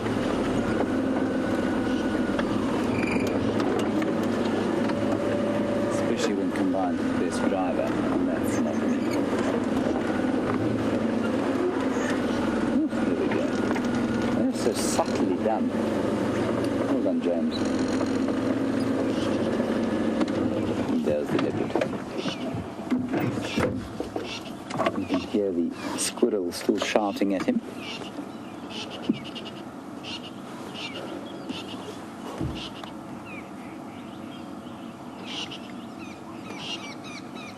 And thank you, Carol, very much in Atlanta for sending us some information on the word game. It's probably quite extensive, so the final control will forward it to me. Thank you very much for the effort, and I must say that such wonderful information that does come through, not always just through the ether and onto the earpiece where I hear it, but certainly onto the email via the final control. It's wonderful to get the incredible information that we do from you. Thank you.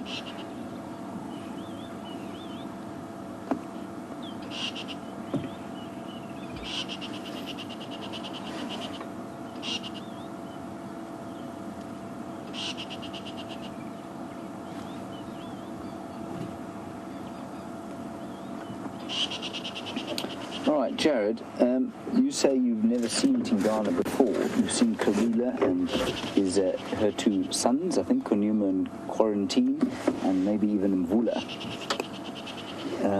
But you haven't seen this chap, and you want to know what his identifying marks are. Well, his spot pattern, of course, is unique, and that goes for the spots all over his body. But the easiest way to recognize them, if you don't see them often, are the line of spots that occur just above the whisker line. And if you look, I don't know if you can see them there. I'm just looking with my binoculars. He's got a fairly unique spot pattern where he's got sort of two in the front and then like a big splodge behind. So he's probably a sort of, I would call that a 3. He's got 3 spots above his whisker line there, 1 splodge and then 2 in the front, and one sort of freckle-sized one just above that. Now that will be unique. That's on the left-hand side. I don't know what he's got on the right-hand side, but once you get those 2 spot patterns, that's the most obvious way to try and see them. Then a leopard like Karula has got actually the word wow written across her forehead, and so that's very easy and obvious to see. Konuma has got apparently a pound sign above one of his eyes. I have yet to be able to make that out. It's a bit like trying to figure out the Argonaut's boat in the stars. But yes, I think there is an obvious black mark above Quarantine's left eye. So that's quite easy to see. But also, mainly with the leopards, you know them because there aren't that many around, and they're very territorial. So if they're in an area, they're of a size, you start to get to know them quite quickly. It's a wonderful view of a leopard's belly heaving with meat in the reeds.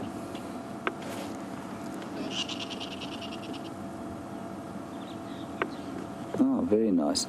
Brent Leo Smith has managed to find you some tiny little avian residents. They're not quite avian yet. I don't think they can fly, but they can certainly run. Have a look at this.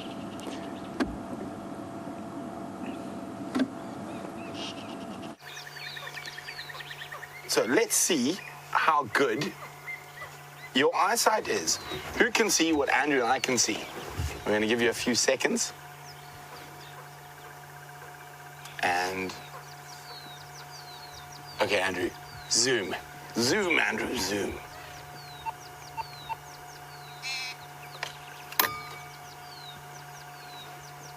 Look at that.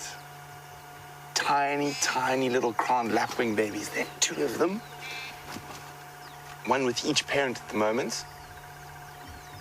These must have been born in the last day or 2. And see how nimble they are on their feet. They are on their feet already.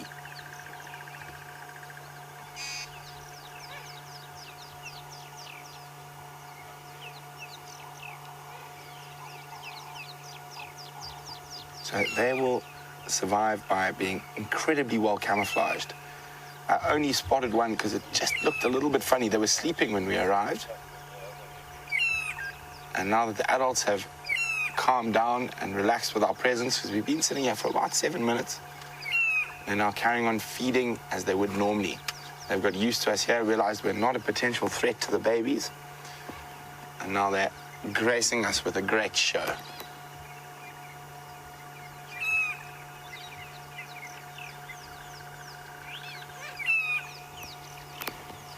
So, crowned lapwings are specialists of short grass areas like this, and they are ground nesters, and we do find lapwing nests from time to time. And those adults will go to the ends of the earth to defend their young with lots of different ploys, including pretending to have a broken wing to lure predators away. I've even seen them dive bomb elephants that might step on their nest, attacking a full 7 tons of elephant bull.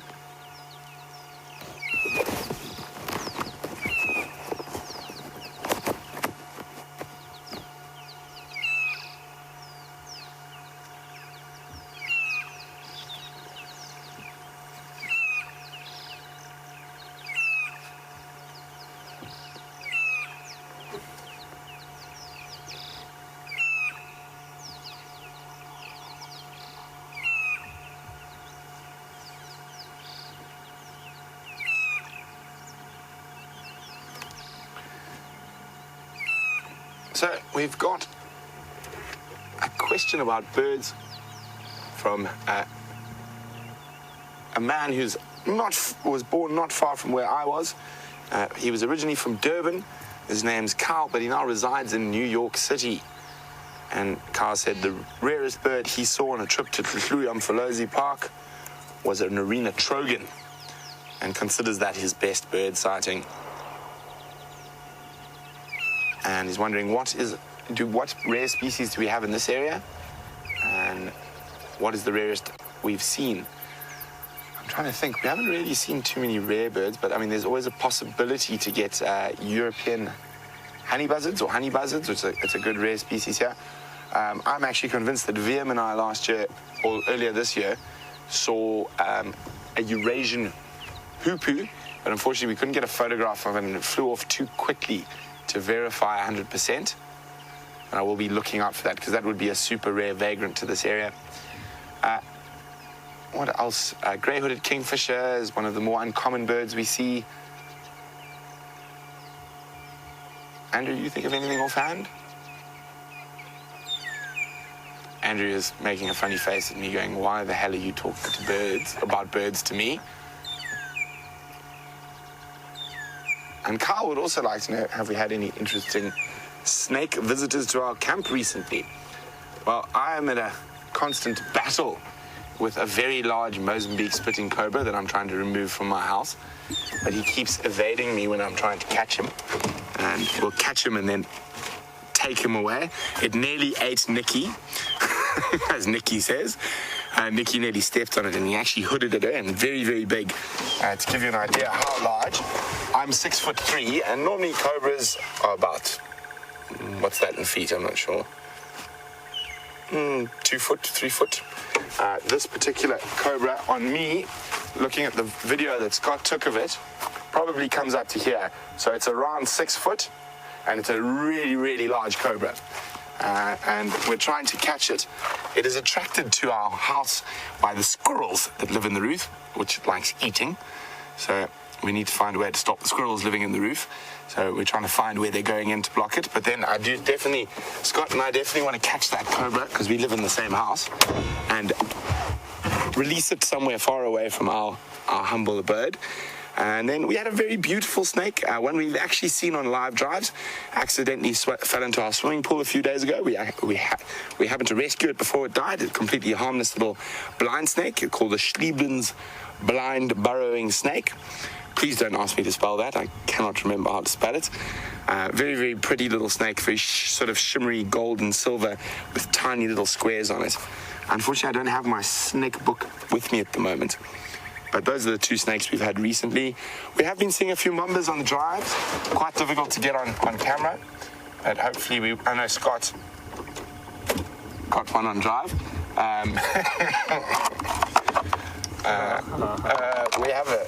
We are unable to move, so we're just going to sit here.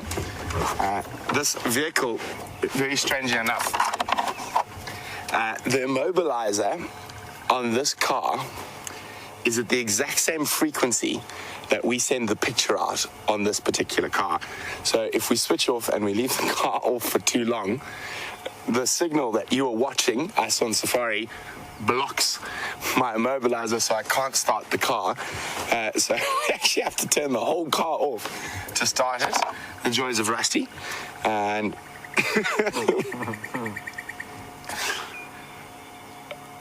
and we're going to answer the cat's that we do get. It was a question earlier, and I said, let's see how our regular viewers will do. And I said, I warned there were some things that people would think were cats, but were not cats. So the 3 small cat species we get here are serval, caracal, and Andrew. Oh, Andrew's failing. African wildcat. We do see them very seldom. We've never managed to get an African or since I've been here, an African wildcat or a caracal on live camera. But Brian and I did manage to get the first serval, Andrew, because Andrew literally 3 days later got the first honey badger. So, well, it's sort of equal, 2 honey badgers. Mother and cub. Okay, down boy. And then I did warn you about the ones that look like cats or often referred to as cats that are not. So an African civet and genets. They're actually far more closely related to the mongoose family, and their sort of sub-order of their family is Vervet. So mongoose, genets, civets are all grouped under the same class.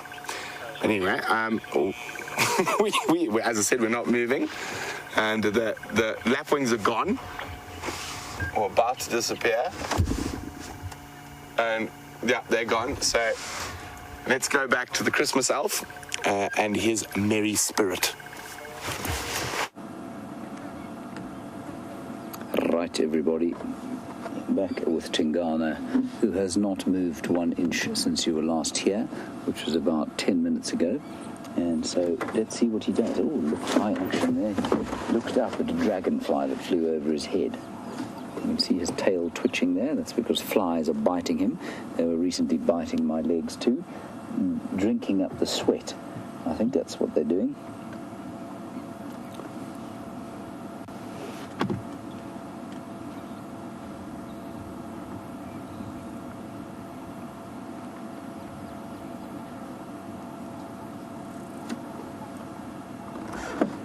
So Ellen Fowler, one of our resident leopard fundies, and Linda in Lakewood, you want to know where he is, and you want me to stick with him to tell you where he's marking his territory. Well, I'm not sure if you have a map or not, but he's basically on a road called Road 7, which is in the far northwestern corner of Arethusa. And the road is about 50 meters in front of us, to the north of us, so that's where he is, and that's where he's marking the territory. This is kind of the western fringe of his territory. There's another vehicle on its way here, so I'm just going to try and direct them in here. I'm not sure how I can see them. We must be very close to Road 7.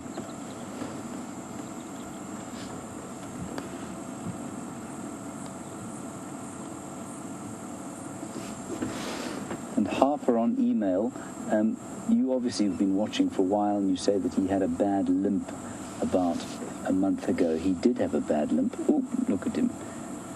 Probably as a result of vigorous mating with Karula. You know, mating is a very vicious affair, and we certainly got a great shot of him, of her claw stuck in one of his claws, or in one of his feet, after they'd finished mating. And I think that's what damaged his foot. And there's a little bit of a remnant limp that I can see. Very slight limp, Harper. But other than that, he seems to be absolutely fine. And he's certainly been hunting with a great success. And so that hasn't sort of hindered him at all.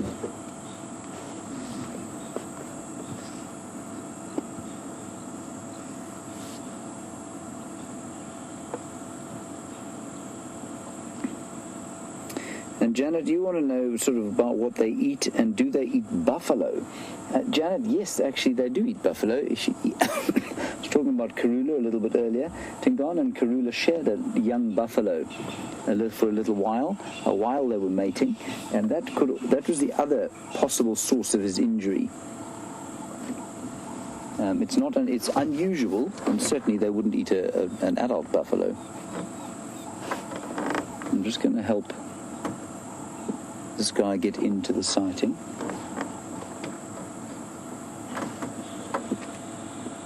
Here we go. Here they come.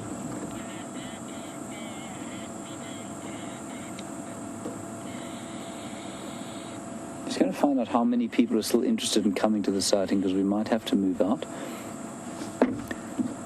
How many stations are interested in coming to this sighting of Tingana? So confirmed as Doug and Adam.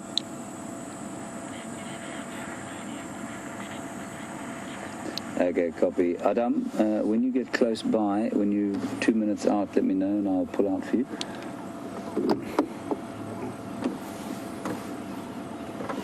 So we are going to have to leave him, I'm afraid, at some stage, but we've had a wonderful afternoon with him.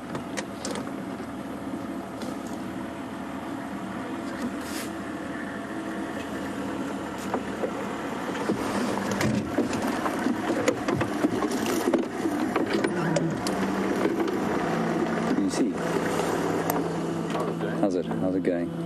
Can you see? Do you want me to go back a bit? I'll go in here. You sure? Okay.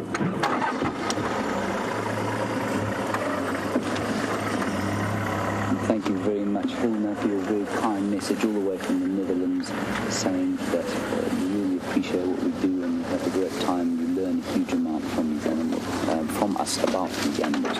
That's great stuff. Thank you very much, Hilna. We're very glad to have you on board with us.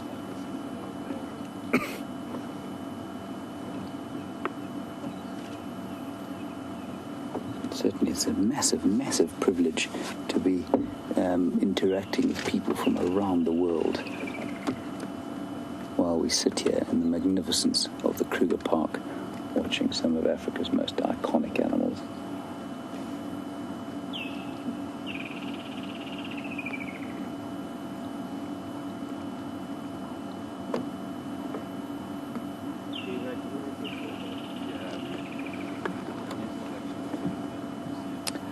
Ginny, you're on Twitter, and obviously this question doesn't quite apply to this leopard because he's unlikely to ever have a gestation period, but you did say in your question a female leopard, what is their gestation period? The gestation period of a leopard is around about 100 days, so just over 3 months. So quite short, really, when you consider that a male leopard probably weighs the same as a male impala. So let's put, a female leopard roughly the same mass, probably lighter, actually, than an impala. And they've got a much shorter gestation period, of course, because their babies are born very helpless, blind, and unable to look after themselves, unable to move virtually when they're born. And that's because a predator can't really afford to have a large litter in the belly while trying to hunt at the same time. And it's also why they have more than one, because they can hide them away. And there's so few of them, compared with something like an impala, they can hide their babies away. And you look at an impala, which has got a 7 months gestation period, similar sized animal, but, twice as long is the gestation period. And that's because the baby needs to be born almost fully developed, fully able to run from the time it's born.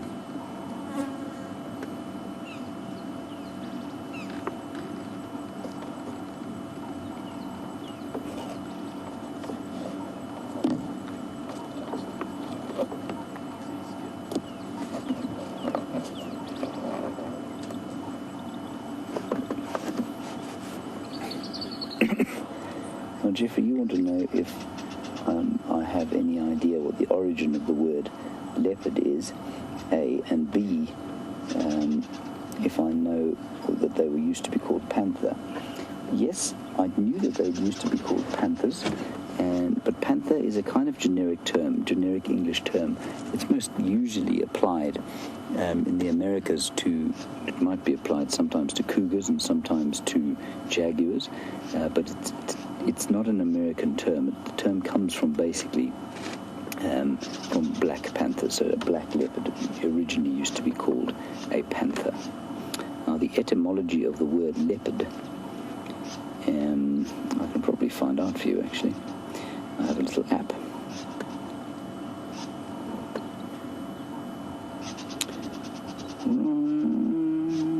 No, it doesn't tell me.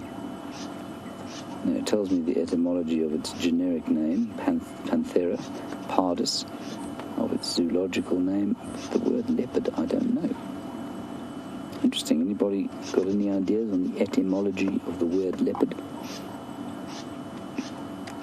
Nice question. Thank you for that.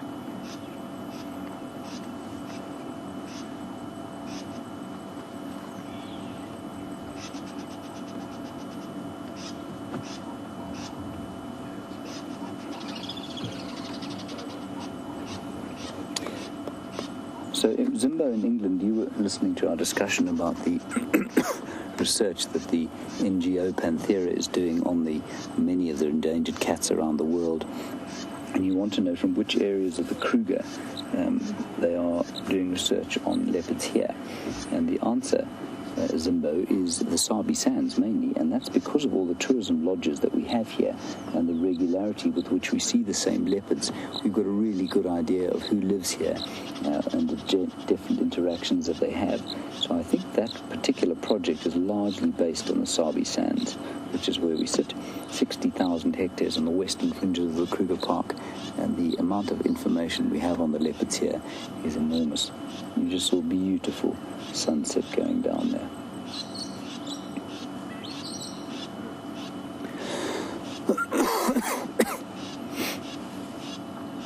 Excuse me.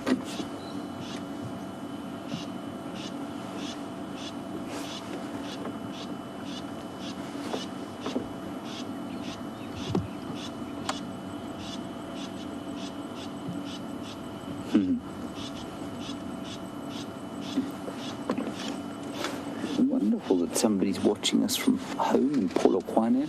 And Pierre Smith, you want to know if that squirrel, which is still shouting at the leopard, would ever be caught by the leopard.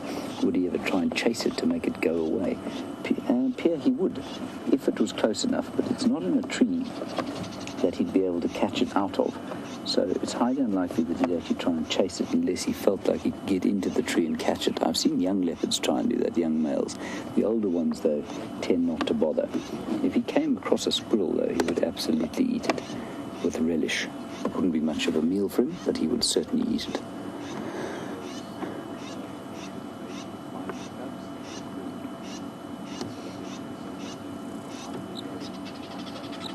You hear the squirrel relentless.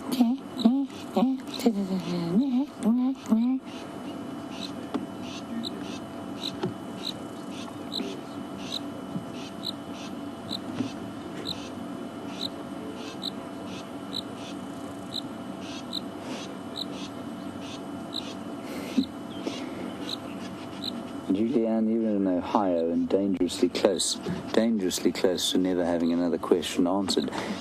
You want to know how big his claws are, and are they the same as a non-Christmas elf's hands?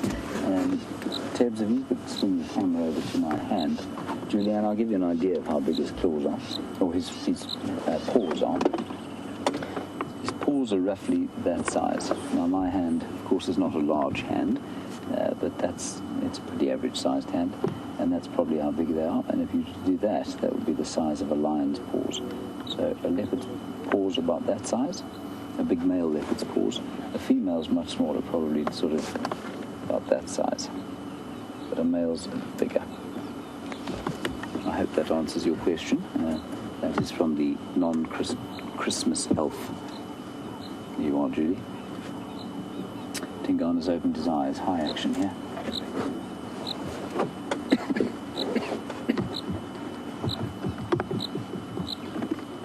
All right, everybody, the other vehicles are moving into this area, so let's take a last look at Tingana, and then we're going to head out of here and head back towards Juma. So anyone got a last question? We'll sit here for another 5 minutes, and then we're going to move out.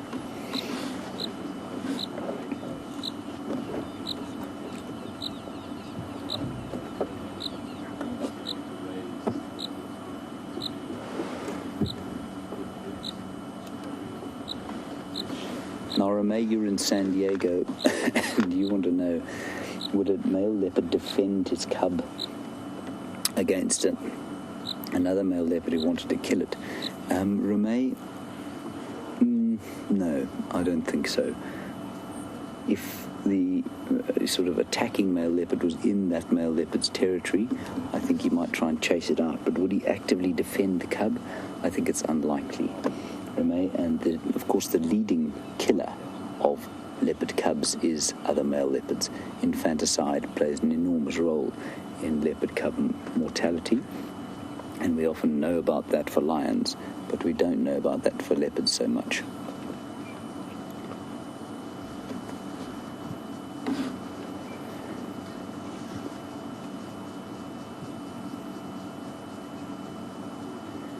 all the way from Missouri. Ramona, you want to know if those are African monarchs flying around Tingana now? No, they're not. They're not even butterflies. They are very fast-moving dragonflies to a large extent, and that's what's going on here. They're flying all around over the top of him.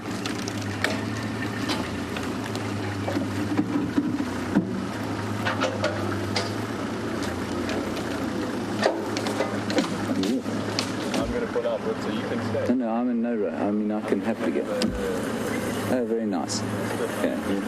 Bring us one back. See you just now. Yes. Sorry, that other vehicle's just moving out, so we don't actually have to leave just yet, which is quite nice.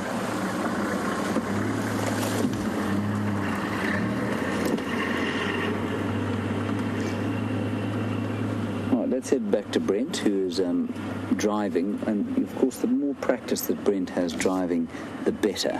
So let's go and see how his driving practice is going, and we'll stay here with the Leopard.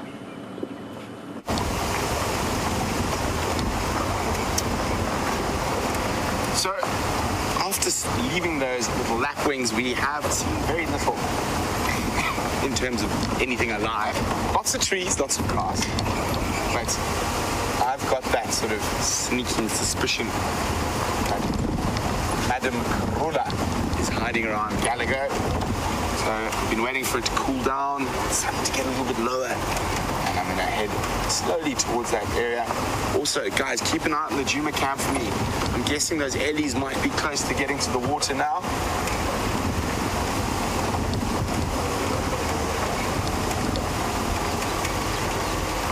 Unfortunately, the tracks of the wild dogs crossed out of our area, so very sad. Andrew, third time today. Let's see if you can get them. Oh, Andrew, you're just too slow. We'll try sneak. We'll sneak. Okay, on the left, it's Andrew's nemesis bird for the Sunset Safari. The white-crowned helmet shrine. Hear them calling. Feel so much pressure. Andrew's feeling the pressure. They've moved forward up a bit more.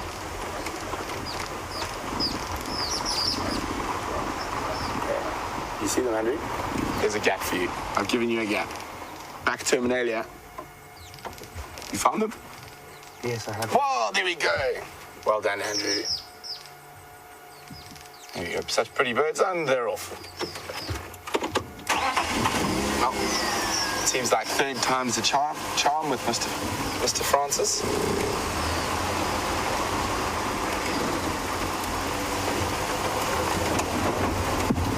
Now, I love this time of the evening when it starts to cool down a bit.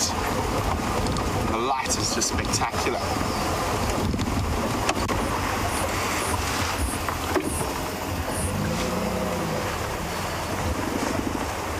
Female duiker, we're hoping she doesn't run. Normally they do. You got it, Andrew? Yes. There you go.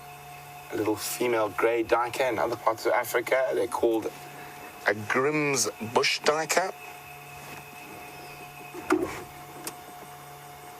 Probably enjoying a little bit of cool. And if we get a nice sighting of her face, if she does let us, you see on a lot of the duiker species and your small antelopes, they have very pronounced pre-orbital glands that they use for scent marking. If she lifts her head again, you'll see just below her eye very, very pronounced pre-orbital glands. And that is common in a lot of your smaller antelope species, duikers in particular.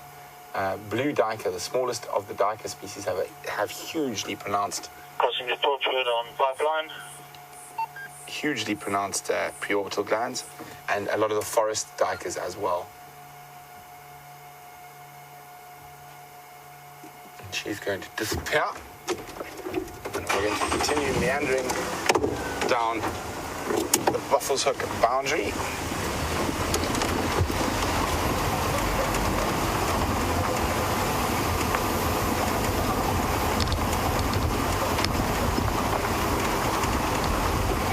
So, Rich King, who's been full of questions this week, and we really appreciate your questions, Rich. And Rich wants to know And he says he knows there's a lot of different types of shrikes. And he'd like to know what makes a shrike a shrike. Are there any distinguishing features? The main thing outside of your large predatory birds, the shrikes are small predatory birds, and one of the distinguishing features for all the shrikes is they do have a hooked beak, a slightly hooked beak, which is used for tearing up flesh or insects. So they are predatory, and that's why they're classed in that little family. Oh, wouldn't it be amazing to find Karula in this beautiful evening light? Andrew, what do you reckon our chances are? 35%. 35% from Andrew. You guys out there, what do you think our chances are of finding Karula on this sunset safari? Let us know using the hashtag SafariLIVE, or send us an email on questions@wildearth.tv. What?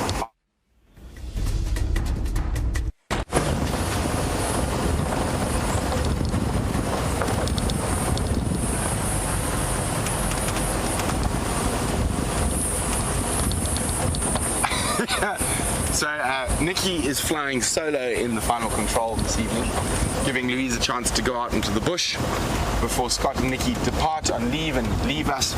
We're heartbroken, they run away, they don't want to spend Christmas with us. And Nikki apologizes for pushing the wrong button and starting the opening title sequence again.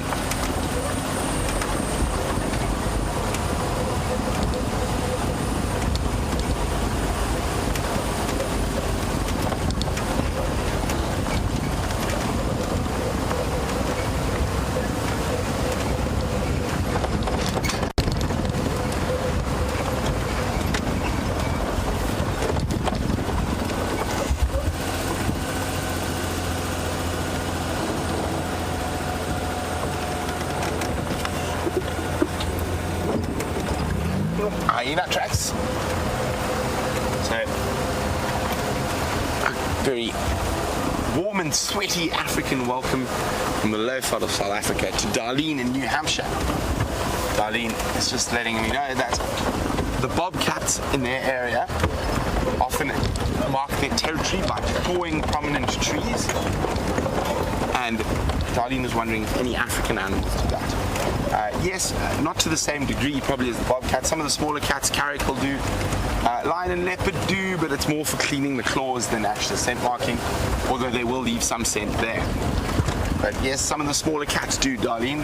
African wildcat, caracal. I've never seen serval do it though, so I'm not sure whether serval do it. It is possible.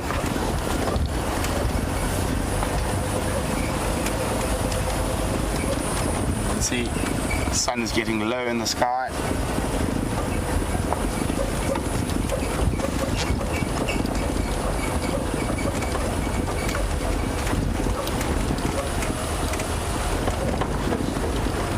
Another tough day in the office.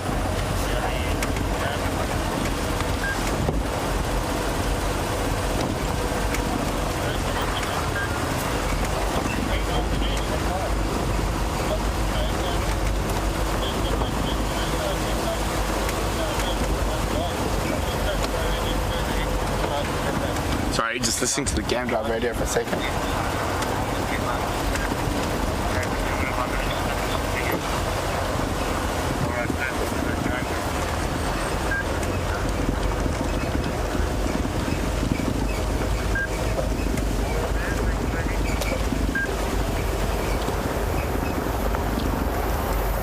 Unfortunately, no major updates, just quite a bit of waffle.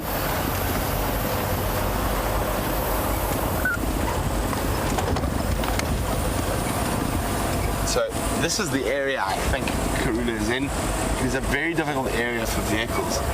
There's sort of drainage systems or dry creeks, and some of them are very steep and got almost cliffs. And she does like to spend a lot of time in that area.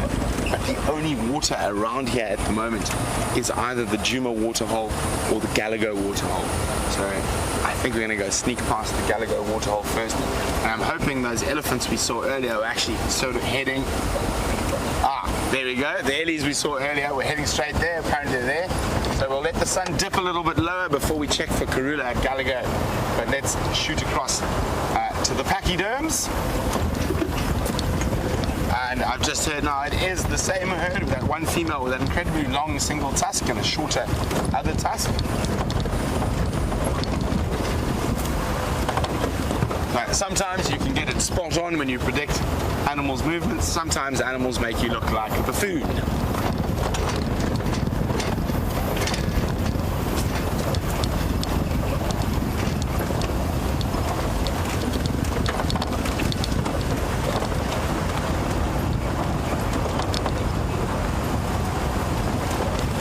I'm going to try and get to those ellies for you quickly. While we do that, let's go back to the Christmas elf, who I think you should convince to release a Christmas album of carols, and he's still with the flat Tingana.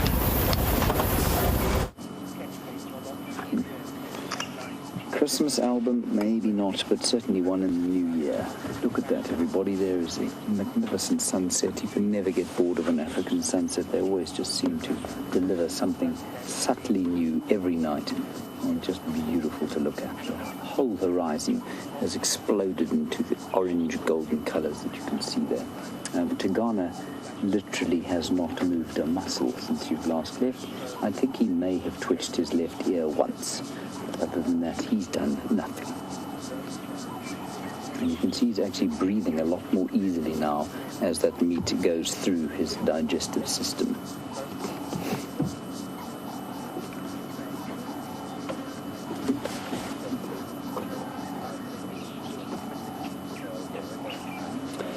Right, I think let's sit here. Doug very kindly went off to give his guests a drink, possibly himself too. And so I think he's going off. We'll give him 10 minutes or so, and then we're going to leave Tingana, and let's see what he does over the next 10 minutes. So we've got another 10 minutes, so if you've got any more questions you want to ask, fire them away.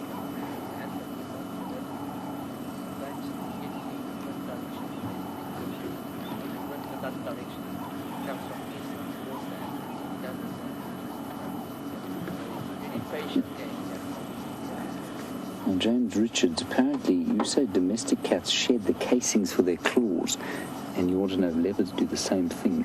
James, I've never seen that in a domestic cat even. I'm sure you're right. I imagine, therefore, that these cats probably do, especially as their claws are such an important part of how they survive. I've never seen it myself, and it would be an amazing find, yes, but I would imagine one of the ants or some other kind of a scavenging beast or critter would devour the sheath long before we got to find it.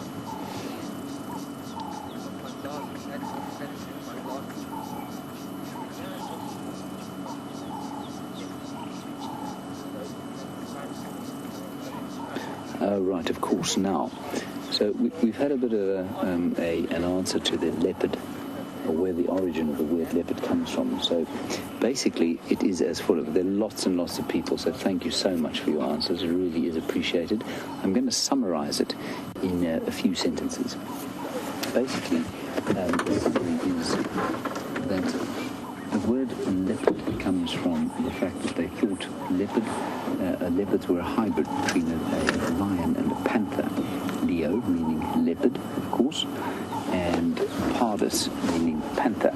Now, panther as an animal is difficult to define because it means different things in different parts of the world. It's most likely comes from the Sanskrit word, which I think eventually derived from the word for tiger. So between a tiger and a lion, you've got a leopard. And so Leo, leopard, pardus, meaning panther, leopard. There it is. Thank you very much for all your answers, and that's basically why they're called leopards, I think. A panther now these days, like I say, is strictly kind of reserved for black leopards or melanistic ones, or melanistic jaguars, which occur in South America. Let's have one last look at Tingana, and then we'll head out of here.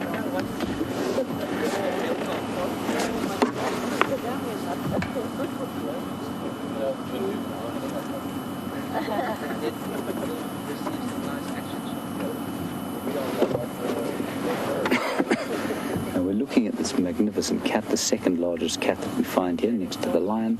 And Julia and Houston, you're wondering about two of the smaller cats we get here, the medium-sized ones, the serval and the caracal, and you want to know which one is bigger. The mass of a caracal is quite a lot, well, not quite a lot, but it is fairly significantly larger than a serval. Serval, as far as I understand it, weighs in at about 12 kilograms, which is not very heavy. You multiply that by 2.2, about 28 or so pounds. And I think you'll find that a big caracal is probably about a third larger than that. So there you go, Julia. Thank you for your question. I've never seen a caracal here. I've seen plenty around or north of here. Yet at Tingana, which is in the Tambavati.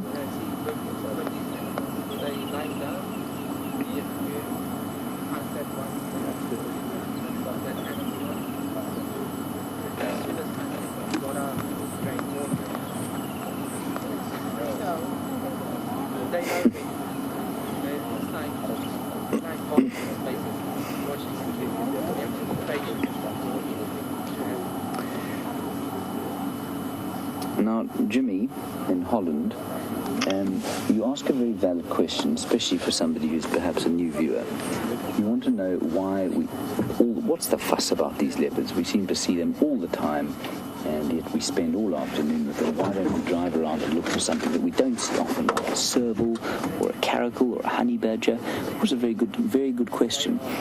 I think there are two or three answers for that, Jimmy. First of all, like you say, these leopards are particularly beautiful, so we enjoy looking at them. Secondly, because they're large, we can track and find them. And to track and find a honey badger or a serval or a caracal is nigh on impossible. And so we'd be driving around a lot and not looking at a great deal if we never went to the leopard sightings. But leopards also have captured the human imagination. They are, because they are larger, we see them a bit more. They are stunningly beautiful, and they're one of the big cats. They're an enormous cat. And because of that, I think, and the fact that they have certainly, I think it probably also got something to do with the potential threat that they pose to human beings, especially on foot.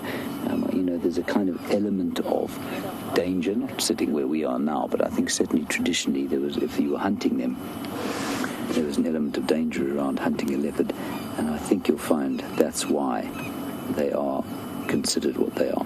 All right, everybody, we're going to hand you back over to Brent, and we're going to leave this magnificent leopard here in the reeds, and we're going to head back towards Juma and make some space for a couple of other vehicles here. See you just now. So we caught up with the herd. Unfortunately, they were already moving away from the waterhole, and are now heading north at the moment. So I'll try to stick with them for a bit.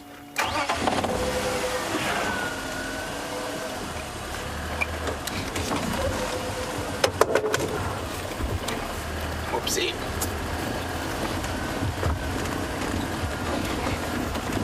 So Andrew, James, and myself have decided to do a collaboration for December of videos and music. So hopefully we will release it in the new year. And that is why we're playing with lots of different things like this, which gives quite a really cool wide-angle perspective.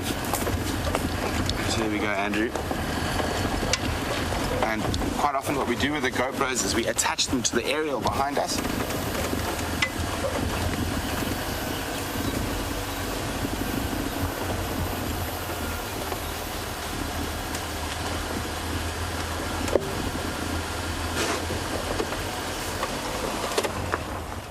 So there the Ellie's coming out into the road.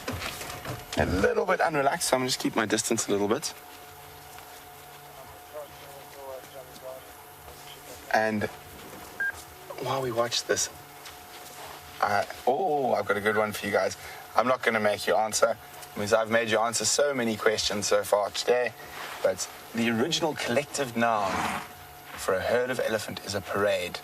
So we have a parade of elephants ahead of us, marching down the road.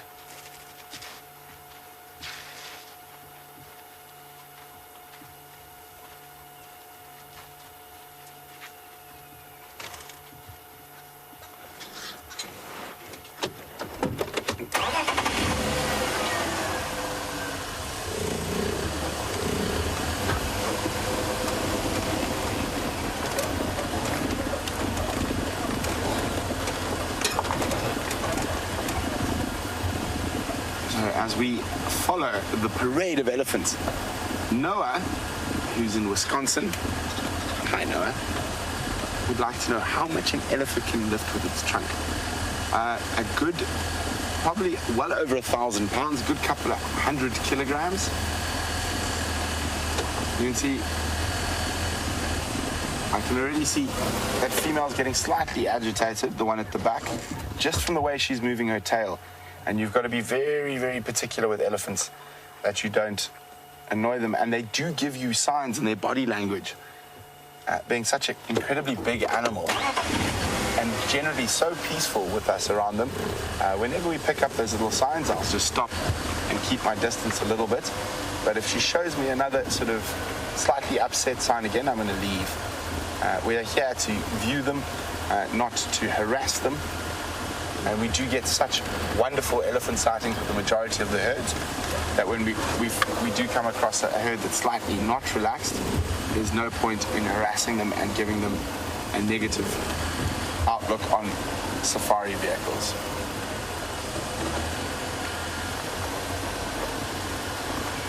See, I'm watching her tail very carefully.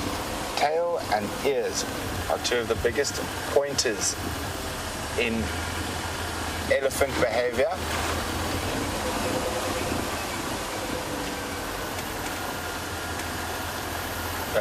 Beachy68 on Twitter is very happy. Say, please can we follow the elephants? Beachy, we will follow them till I feel that they are tired of us following them.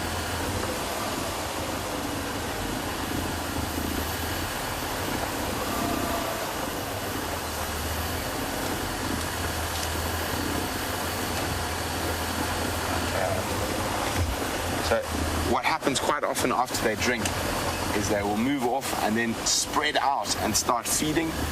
And being such a massive animal, they feed quite often late through the night. With this particular herd, because they have showed me they're not the most relaxed. They're very relaxed, but they're not 100% comfortable. I'm not going to follow them off-road. And we must remember to have the utmost respect for these animals.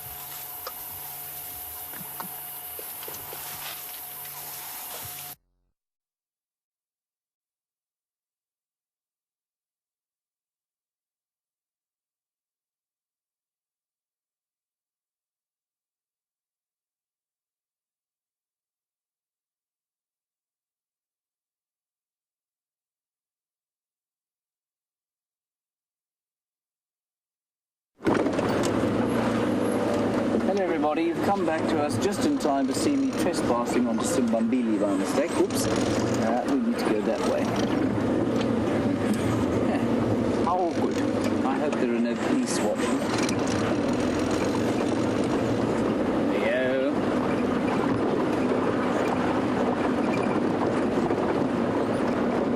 go. Apparently Brent's camera battery died. Well, that certainly is an excuse.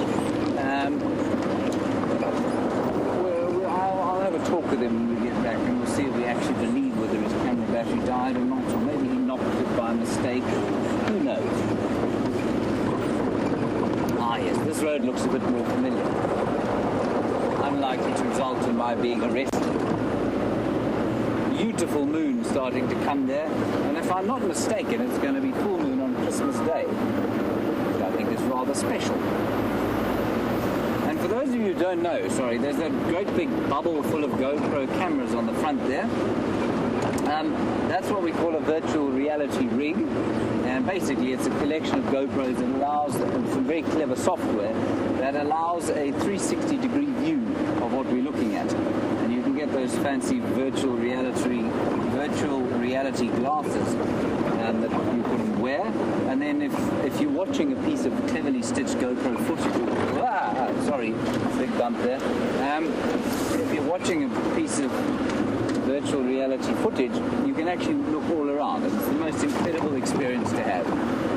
So if you were watching a game drive like this and I was to point at a vulture going overhead, you could look up and you'd actually see it flying overhead without the camera moving. Then I'd say look to the right, and you'd look to the right and there might be an impala. It's an amazing thing to see. And really, I think you were asking from California what on earth that thing is there. currently it's in its infancy, certainly filming it like this, and one day we hope to be able to do it live. Virtual reality live. That would be quite something.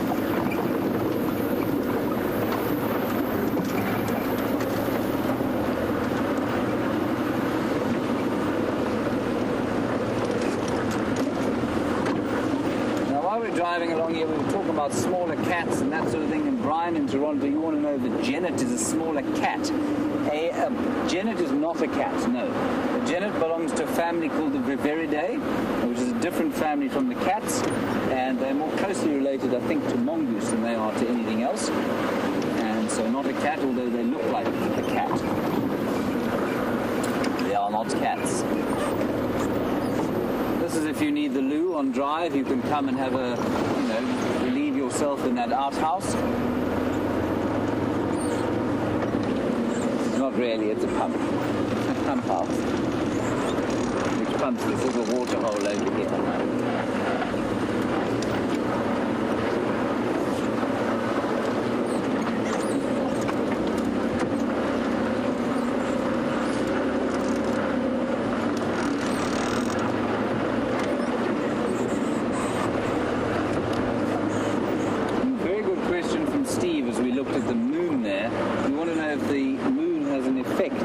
Hunting habits of the big predators. Absolutely it does, Steve. Most of the big cats, of course, like to hunt under cover of darkness, so when there's a big full moon, they do much less hunting than they would normally. And then for animals, diurnal hunters, like there is a Wahlberg's eagle being chased, so we're not going to try and follow to get seasick. But of course, if you were watching virtual reality, I'd have just gone like that, and you'd have swung your head round and seen the Wahlberg's eagle going off. This car seems to be listing to port quite heavily. Never mind. So, Steve, then diurnal predators like cheetah and wild dogs especially will absolutely hunt on moonlit nights when they wouldn't normally hunt during the night. So on a big night, brightly lit night like tonight will be, it wouldn't be uncommon to find wild dogs coming onto a clearing and trying to hunt them.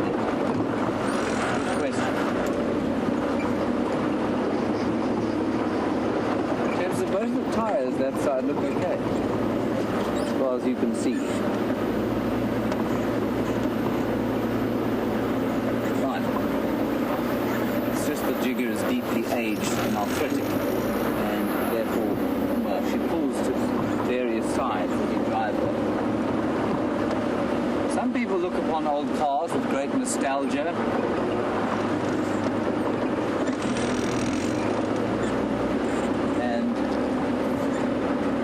Everybody, the virtual reality rig, if we get it right, especially live, it will be astonishing. So try, I mean, if you're at home, especially if you're in the States or somewhere technologically advanced, see if you can get hold of some virtual reality footage and have a look at it. You can watch it on a normal screen, you can move a mouse and, then you can kind of move the perspective around a bit.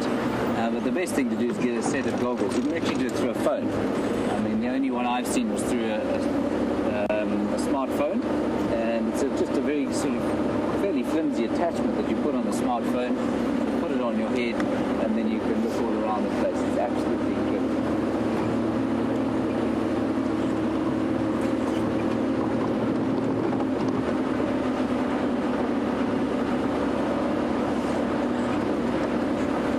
Now, Rich King, very good question here, and it's one, of course, that is possibly a source of shame for the person about whom it's asked. You want to know if Brent is growing a beard. Brent has been growing a beard for roughly the last 12 years, so you're seeing it at the fullness of its magnificence. And unfortunately, of course, that's all he's managed to do so far. I have grown this current beard. This arrived since lunchtime. Brent.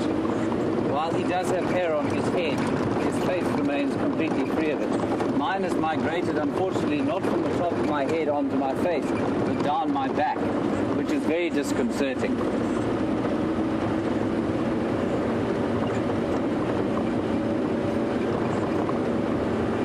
Right, we're now turning back onto Juma.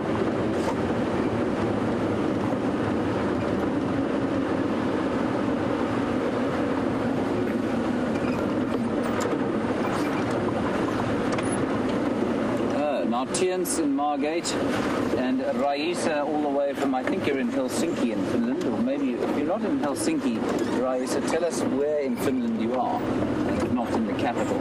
You want to know if Nikki Alston, whose dulcet tones are going to disappear from my ear as of tomorrow. You want to know if she's leaving or just going on leave. No, she's just going on a holiday.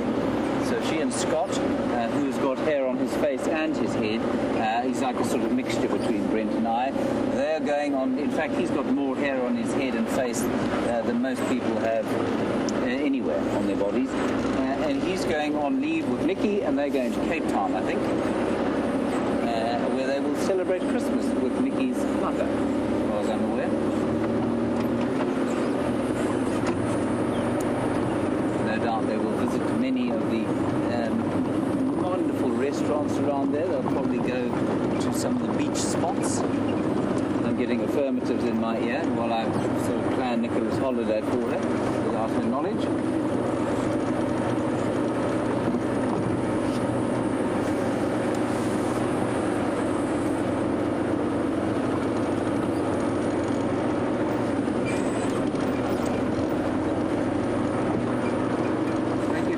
Gilly, you say you'll bring me a Christmas pudding in March. While I appreciate the sentiment, and I certainly wouldn't say no, I'll eat a Christmas pudding any time of the year, I'm just not sure that it will be the same. But please bring it anyway. And because you're coming to the Sabi Sands in March, it sounds like a good time to come, I think. Let's head across to Brent. He's managed to find another battery from somewhere. He's back online. We'll see you shortly.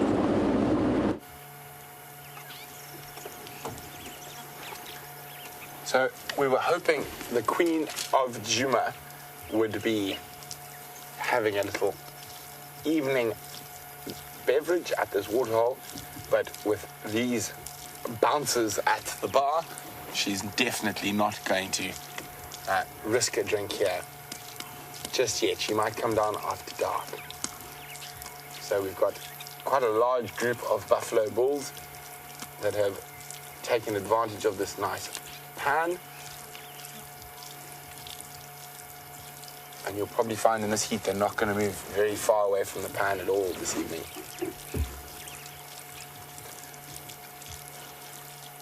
So yeah, James is being facetious about my facial hair. That's fine, I'll cut it off tomorrow.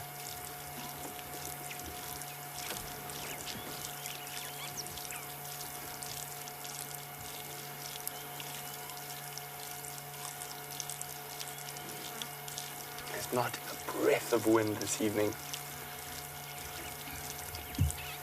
The only noise we can hear is a buffalo urinating.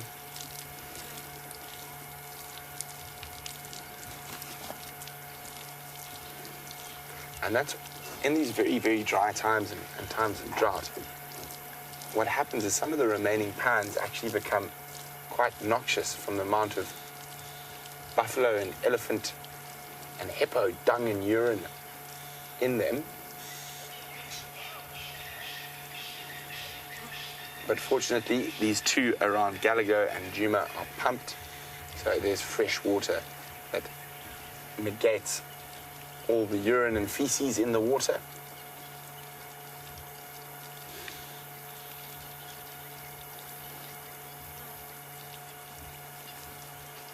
And these buffalo bulls definitely, as a very old safari description, look at you like you owe them money.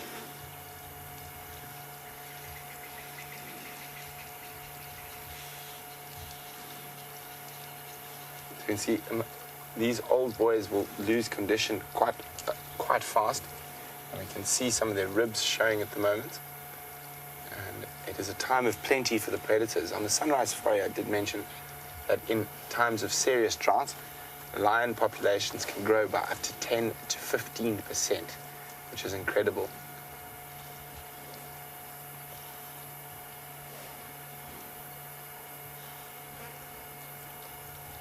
Oh. Very interesting. Randall on YouTube says, what do buffaloes do for fun? Randall, you're looking at it. Lie, or buffalo bulls in particular, lie in puddles when it's hot. It's sort of a gentleman's spa for the retired bachelors who have been pushed out of the big breeding herds are unable to compete for mating rights now, and they rest and sleep and feed and occasionally spar around these water holes and drainage lines where there's easy access to food and water. Excuse me.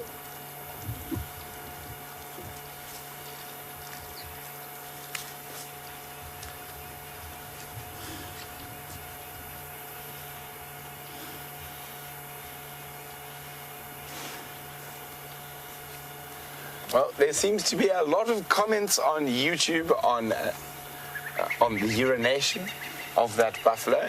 I think there was, my God, stop already. He must have a gallon-sized bladder by Sharon. And wow, that's a lot of pee. And well, if you've been lying in the water and drinking water all day, it's likely that you're going to inhale enough to have a slightly long urinal break. But from Andrew and myself on the Rust Bucket, it's been wonderful having you on the Sunset Safari, and we look forward to seeing you tomorrow on the Sunrise Safari. Unfortunately, the Queen has eluded us, and so have the African wild dogs, but fingers crossed they'll be around in the morning. So for the last few minutes of drive, we're going to say bonne nuit for those of you who can speak French. Good night, and see you tomorrow.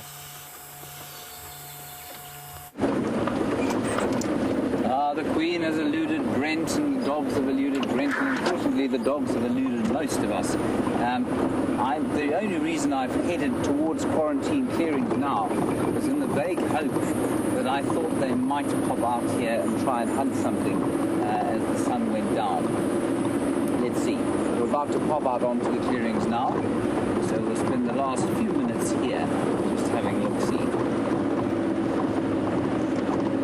Brent is just down there, and so, I mean, he's in a very good position.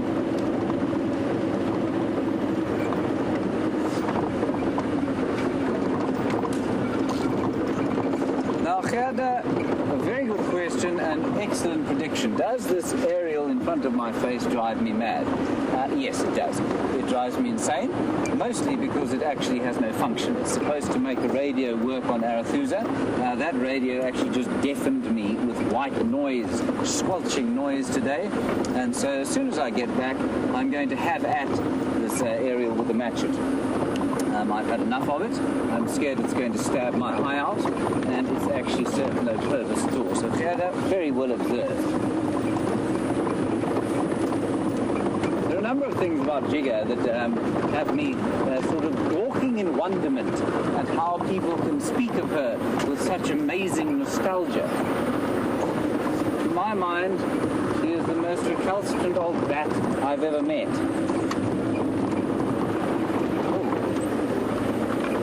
What are you doing in there?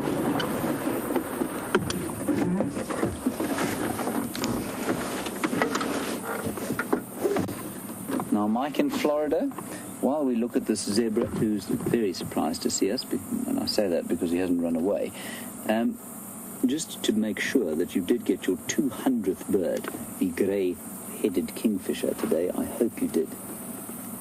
And you've very kindly wished Nicola and Scott a very happy holiday. Lots of you have wished Nikki and Scott a happy holiday, and on that note, we're probably going to leave you. I'm going to have a strong talk to Brent and Andrew today and ask that they try not to break quite as many things as they did today. Thank you, Tibbs. Thank you for not breaking anything. Thank you to me for not breaking anything today. A big thanks to Nikki. Bon voyage, and Louise will be on her own in there tomorrow, of course. And thank you to all of you for your wonderful questions and comments while we watch that magnificent male leopard. It just is such a privilege to sit with a cat like that for that length of time. Like I often say, that's how we learn about them. We're going to see you tomorrow morning at 0500 during the magnificence of the golden African sunrise. See you then. Bye-bye, and keep safe.